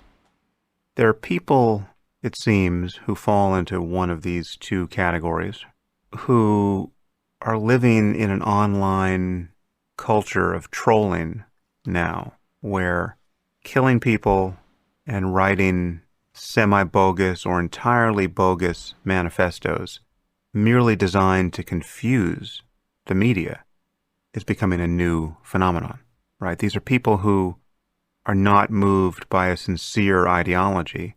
They're just, quote, shitposting. The behavior of trolling on websites like 4chan and 8chan has been exported to the real world in the form of mass murder designed as a troll. And to some degree, I believe the Christchurch shooting in the mosque had this form, right? It's still not entirely clear what happened there. So this is out there. Yeah, I mean, look, you can read his manifesto. And again, it's so funny to me because I'll just do, Sam Harris Islam talk right now, which is, it's a manifesto, it exists, you can read it. He stated his own beliefs. These things are all readily available for anybody to read if they want to read. And it goes beyond the manifesto. The Christchurch killer was in email contact with Martin Sellner of the Identity Movement.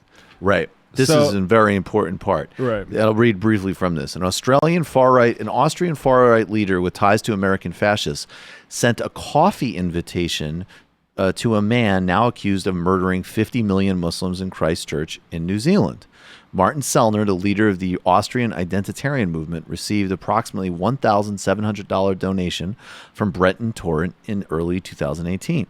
Sellner and his movement push racist conspiracy theories, including one that Torrent used as the title of his manifesto as he allegedly murdered 50 worshippers in March. After the financial ties were revealed, Sellner tried to distance himself from Torrent. But Austrian and German outlets reported this week that Sellner had exchanged emails with Torrent until at least July 2018, and that both men invited each other to their respective countries. So, and moving forward, Sellner confirmed the email's authenticities. So, and just another little button on Sellner is he was part of this with Brittany Pettibone and Lauren Southern. They wanted to do an anti-refugee boat in the UK, and they were denied entry for that. Lauren Southern, you might understand why media fascists like Steven Crowder and Ben Shapiro are so worried about this. Lauren Southern is was a guest on both of their shows. Right, and she literally was talking about going on boats and throwing things, if I understand correctly, at refugees. And a month before she appeared on Ben Shapiro's show, she has a video reacting to, I think, an attack in London about we all like our nice lives, but isn't anybody going to do anything because 100 years from now demographics might be a bit different. This is who we're dealing with. This is who basically the alt-right has been promoting. Right, absolutely. And Sam Harris has plenty of lines that you can look up that people like Mehdi Hussein and Murtaza Hussein have documented that say, in his laborious, thought experiment way, convey very similar sentiment to Sellner and Southern. That's just reality. And in fact, he himself said at one point several years ago that it will be only the fascists who speak honestly if we don't get real about Islam. I'm paraphrasing. Once again, I know out of context. But this is just extraordinary because what you have here, and look, people, liberals who are running around saying that now we need to treat this like terrorism, Pete Buttigieg has a horrifying dystopian. Oh, let's import, which by the way, it already was being used on Muslim populations to a significant extent. The tactics of terrorism and counterinsurgency that we've used abroad that have killed so many innocent people, that have caused so many problems. No, of course that's not the answer. Of course, again, we need to look at the material conditions in a broad sense. What is the role of social alienation? What is the role of isolation? What is the role of unaddressed histories of racism and bigotry and white supremacy and male supremacy? What is the role of technology and how that loops back with a lack of real bonds? How does this relate to the changing economy? And even if they're relatively more better off, still diminished opportunities. All of these things need to be addressed. As Bill Fletcher Jr. said, right-wing populism is the herpes of capitalism. Sam Harris, I'm sure he's got some spiel about social media companies, but I don't hear anything structural in that. And this is, of course, exactly the analysis he had no time for, did his best to demonize when it was about over 1 billion people and the most important foreign policy questions of our time. Then on the other hand, maybe they were just shit posting. Yeah, maybe, look... Well, no, precisely though, because again, if you read the research of an actual person who does actual work on these things, like Scott Atran, he actually did document, in this case, not the posting, but actually things like social bonds and lack of purpose. And why is it that there's a correlation with like petty crime and going into terrorism? And this is all like, this is ridiculous because I read a translation of the Hadith and you can see it documented in ISIS's own documents. Sam Harris is actually saying with a straight face, he's not doing his previous game, which is, forget that Jeff Sessions is attorney general and Donald Trump is president. White supremacy is a weird fringe thing in society. Saying exactly what Tucker Carlson says without any of Tucker Carlson's interesting content, I might add, or any of his understanding of class. And then, what he's doing in this one is after a career of saying you don't need to really do any serious analysis of anything involving the most pressing racial foreign policy issues of our time.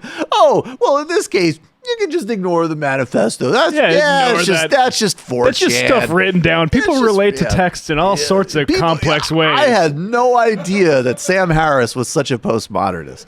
Now, again, I'll say again, this is what it appears to be from this clip. And I did notice in that clip, it seemed like he was actually, finally, somewhat to his credit, he did seem to be speaking a lot more clearly and not sort of giving so many, booby traps and outs and thought experiments and other nonsense to evade making his point, as he always did with Islam. But if that is what he's putting across, wow. I mean, that's just unreal. Is there anything else? We got a little bit more, and then I want to bring Christian Picciolini into here. Okay. Had this form, right? Still not entirely clear what happened there. So this is a kind of derangement that social media has introduced into our lives, where some people are willing to commit murder and even mass murder simply to enjoy the spectacle it creates online. Again, they're either crazy or evil or both, but in certain cases, the reasons for their behavior are not as they appear, right? And media seems to get very confused about. Whoa, what? Are you serious? There has to be. No, you know what? I'm sorry. Even I have to believe that this is a truncated quote. And Sam Harris said, here is a parody of what I would say if I was in the most bald way contradicting everything I've ever said past the point of human credulity and comprehension. There's no way. That has to be taken out of context. Sam, I apologize in advance. There's no way. There is no way, after you reducing thousands of years of human history and cultural development to a couple of passages in a holy book whose original language you don't even read or comprehend, and no foreign policy understanding, that you say you can understand all of that, and that bad beliefs lead to bad actions, etc., etc., And in this case, with a known manifesto that you can read, by the way, in the same language that was written within weeks, that echoes all of the rhetoric of global nationalist politics right now, that we just can't say what's going on in front of our own eyes. There's no way. You have to be joking. It's got to be a joke. And in fact, I had no idea Sam Harris was funny. You know, what's also rich about this is he's sort of boulderizing a Christian Picciolini take that I think actually probably is true, and I think this is where the grain of truth that maybe Sam Harris defenders might want to come at us with. Here's what Picciolini said. Have also noticed a phenomenon I call cult hopping in young extremists. They hop from extreme to another, far left to far right or vice versa, also Nazi to ISIS. Right. It's a broken search for identity, community, and purpose. This is less about ideology than most people think, and I think that's definitely true. This is 100% true, and this is exactly what Sam Harris said was nonsense when Scott Atran, who actually does ethnographic research and has actually, talked to ISIS members, spent time in this region. He said it was all of the things that Christian Picciolini says, who, by the way, incidentally, Christian Picciolini is a ex-Nazi who exits people from these groups. Maybe he would know, who had a falling out with Sam Harris. Who had a falling out with Sam Harris because Sam Harris needed to defend the honor of Stefan Molyneux, apparently. I can't remember. I don't remember what it was. They had a falling out. What a surprise. But Picciolini was right, whatever it was. Of course Picciolini was right. We don't need to know what it was. No, Picciolini was right.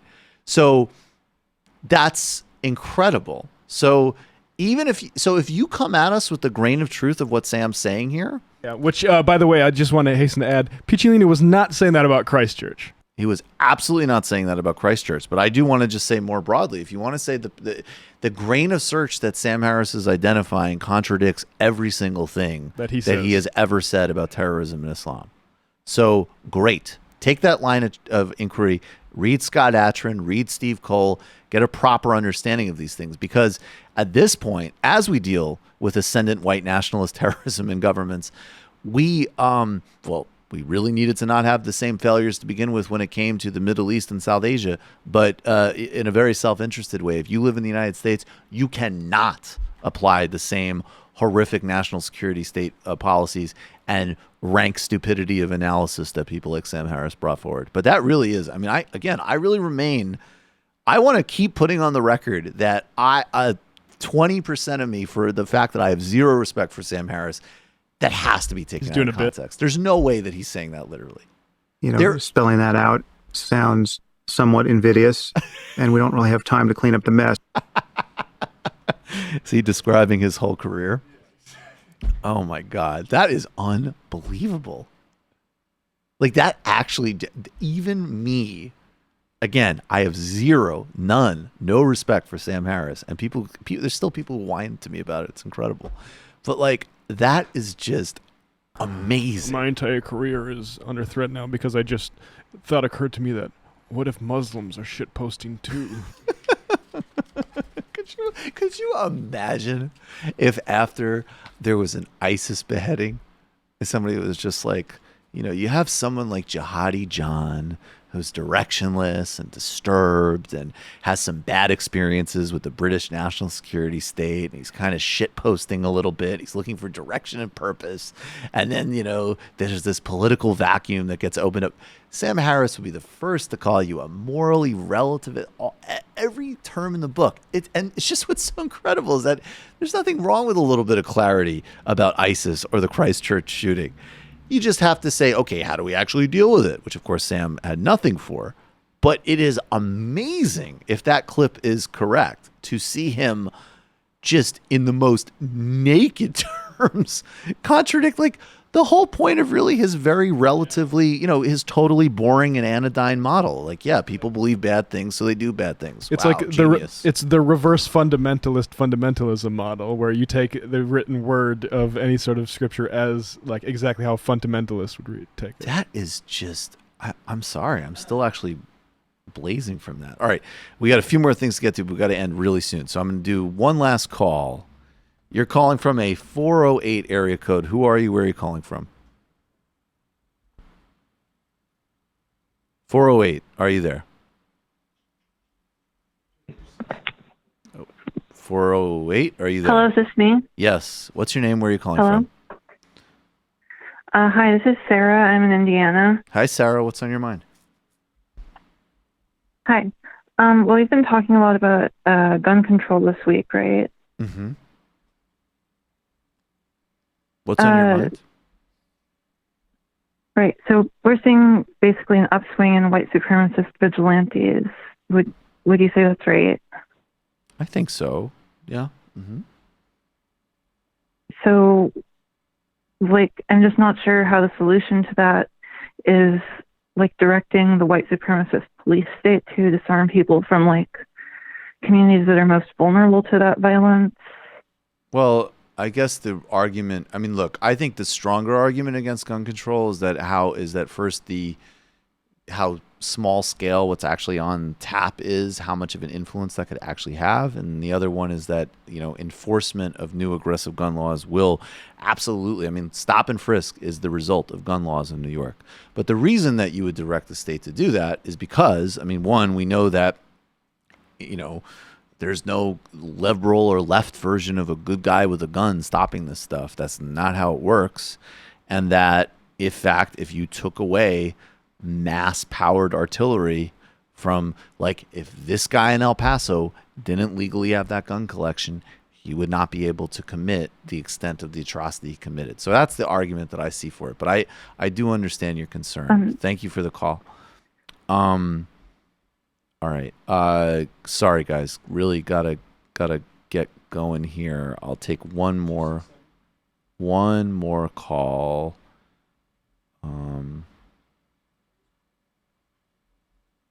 Let me see. I don't see that. Okay. Let's see. One more call. You're calling from an 847 area code. Who are you? Where are you calling from? Hey, Michael, it's Josh from Chicago. Hey, Josh, what's on your mind? Two quick things. First of all, I mean, you talked about Ilhan Omar, and briefly, I'll say this, because I had a conversation with a friend who's a centrist liberal, although who likes Bernie, thinks Bernie would be a good nominee, and he called Ilhan divisive. And, of course, I met Ilhan a few weeks ago in D.C. She's a good friend of mine. She did not ask me to dehorn myself because of my Jew horns. But I think the reason people find her divisive is because she's a woman of color. Because if you look at, and this is like centrist liberals, right? If you look at her message, it's not that different from Bernie Sanders. I mean, I don't think most of your friends, I think your friend's very weird outlier, to be honest, because I don't know personally, I don't know a single person who supports Bernie Sanders that doesn't like Ilhan Omar. So that doesn't make any sense to me. I mean, most people who think she's divisive that are on the center, it's because of Israel stuff. And frankly, that has nothing to do, I mean, it's amplified by her background, but these are the same people that are very excited to elevate someone like Sharice Davids or something. So I don't think that's really the dynamic with that one amongst the centrist liberal types. Obviously, amongst the conservatives it is. Josh, I am really tight on time. You got anything else real quick? Yeah, about the Caban thing, I would say don't mourn, organize. It is unfortunate that Caban will not win. She conceded. I was at her concession. Well, I saw her concession speech. But the fact that we came within 55 votes means we have a lot of power. Do you know when Katz is up for re-election? Is it a 2-year term or a 4-year term? 4 years. It's a 4-year term. All right. Because I think there would have been a re-election this year regardless. I mean, it was bumped up because the guy died. Right. But, I mean, don't mourn, organize. I will say this one thing.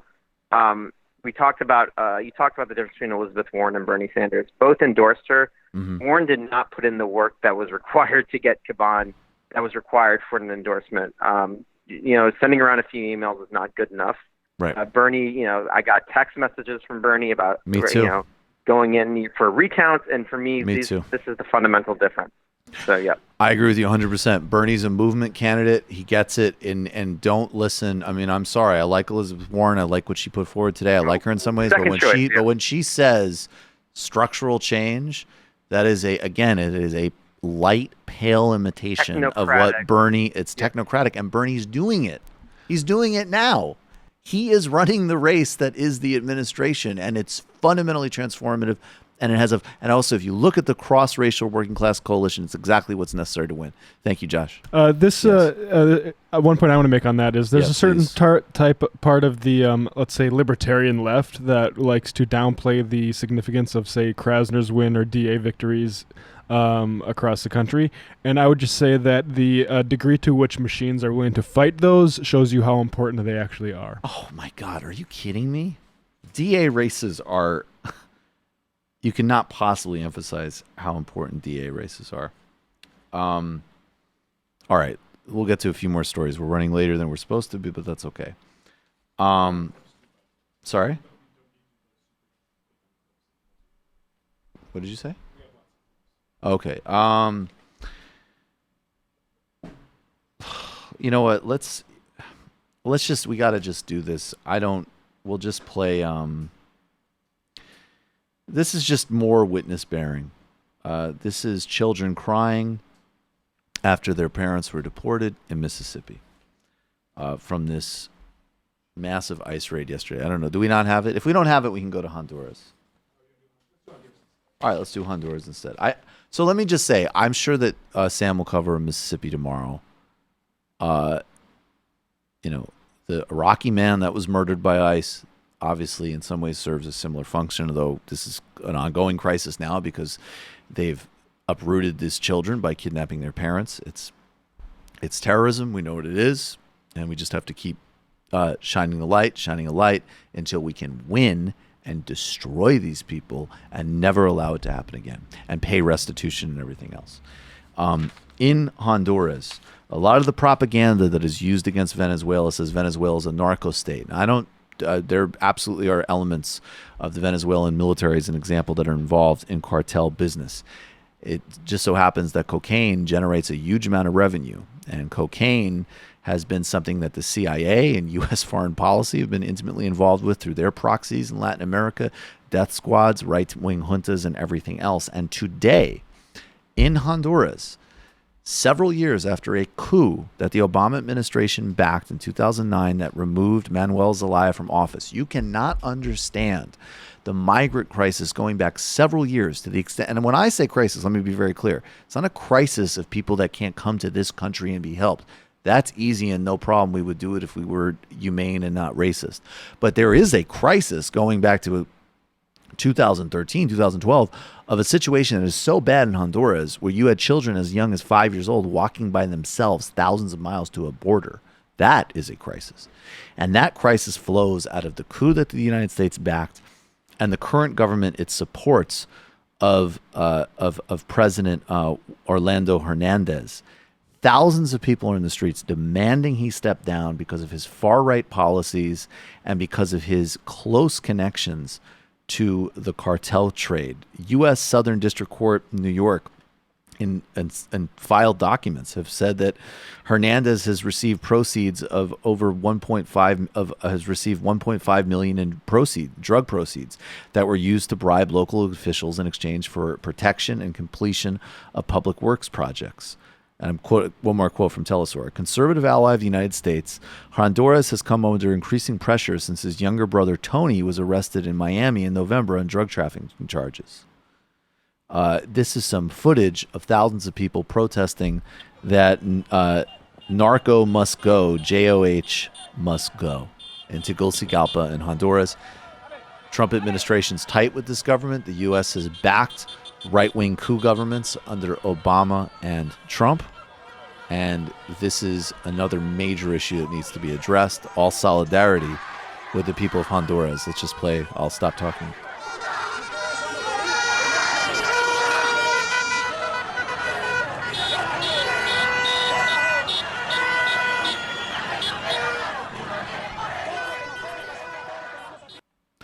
There you have it.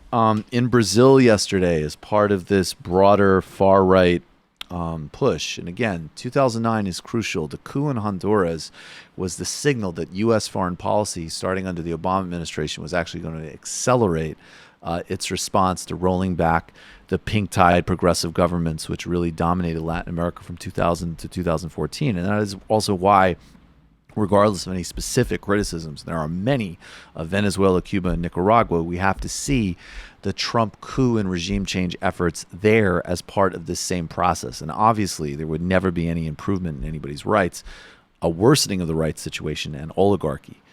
Brazil's the prime example of that.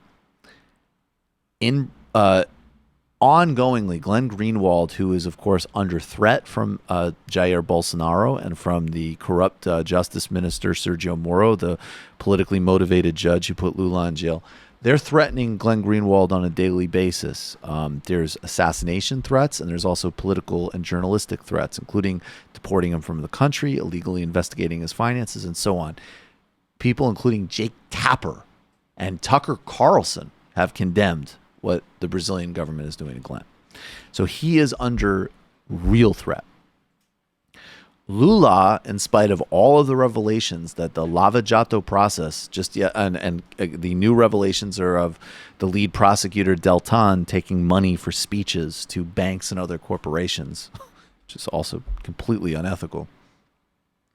In spite of all of these revelations and the absolute transparency of the political process that made Lula a political prisoner and took him off the ballot, even though he was leading Bolsonaro by double digits. And that means if Lula was able to run, he would be president right now. You would not have this aggressive deforestation of the Amazon. You would have the most powerful country in Latin America that could be somewhat of a counterweight to the Trump administration. And you wouldn't have murders of indigenous people. You wouldn't have all of these different things that are first and foremost horrifying for the people of Brazil, but actually have a global impact. Annulling the 2018 election, releasing Lula from prison, has global implications for democracy. And yesterday, even if the courts have still not released this political prisoner, there was a horrifying move that came in the beginning of the day, which was that there was an announcement that Lula was going to move from prisons. Currently, he's in Curitiba in police headquarters in a sort of makeshift prison. He's held in solitary confinement, very repressive conditions, but he is not in what is an incredibly dangerous, open population prisons for a former two-term president. So those are the conditions he's been held in. It was announced yesterday that he was moving to Sao Paulo. And the first reaction was that this was a positive signal because the presentation was that, yes, this regional court judge said, yes, he has a right to be close to his family. But there was immediate concerns because this judge is close to Moro, who, again, the justice minister who's been exposed in his corruption with Lava Jato and who has an extreme, vindictive, horrifying record with Lula, which goes back years, including, of course, making him a political prisoner. Lula's lawyers said, we didn't ask for this transfer, and in fact, we don't want it. We're very worried about it. The Moro wanted to still push it forward, and this basically, I'll quote now briefly from Brazil Wire. Lula's defense team quickly acted to prevent the transfer since the condition of Brazil's penitentiaries is dismal and the transfer would likely put Lula's life in danger. I mean, this really did seem like they were attempting to publicly orchestrate him being killed or significantly harmed. The action sparked a huge mobilization by Lula's supporters in social media to the point that by the day's end, in an equally surprising move, several parties in Congress, including Brazil's equivalent of the Speaker of the House, Rodrigo Maia, a staunch opponent of Lula and a key supporter of Bolsonaro, called on the STF, the country's Supreme Court, to stop the transfer. In a similarly unexpected action by a court known for its continued support for the path leading to Bolsonaro's election, including Lula's illegal removal from the election last year, the STF ruled in a 10-1 vote to annul the decision of Judge Sacri guaranteeing Lula's stay in Curitiba. So now, actually, as dangerous and as horrifying as that was yesterday, some people read this as a very positive signal because the flagrancy of this move was actually opposed by some very right-wing forces who demanded the Supreme Court stop it. And as the daily, endless revelation of all of the just rot and corruption of Lava Jato, this whole scam process, which has led to the election of a fascist president who is destroying so much of the Earth's biosphere and harming so many in Brazil, that pushback and the Supreme Court finally, even though obviously they should have never put Lula in jail to begin with and so on, they're totally compromised in this, might mean that this is part of a broader pushback and unraveling, but it remains an incredibly dangerous situation. Bernie Sanders and Ro Khanna have spoken on this. AOC and Ilhan Omar and others have signed petitions, but way more needs to be done on this from progressive forces in the United States. And another thing, and it's just disgusting that Bernie's the only presidential candidate who's called for the release of Lula, let alone any, the most major mainline politician other than Ro Khanna to speak clearly on this. Look, Tulsi Gabbard, please. She's so progressive. She hasn't said anything about this because she practices, in my view, a form of isolationism, doesn't speak on these things. That's my speculation. The only reason as to why she wouldn't. Elizabeth Warren has no concept of courage and solidarity on these issues. It's the blunt fact. That's why she's been totally silent. And these other candidates, by all appearances, indicate, leading with Joe Biden. Joe Biden is a major architect of things like what's happened in Honduras. His record, along with the drug war in Latin America, is despicable and dishonorable, and there's no indication that any of these other candidates, Harris, Buttigieg, would do anything to change and reform that relationship, which is so damaging to them, and in fact is generating these other broader problems. All right, folks, one more I am. Geopolitical politics.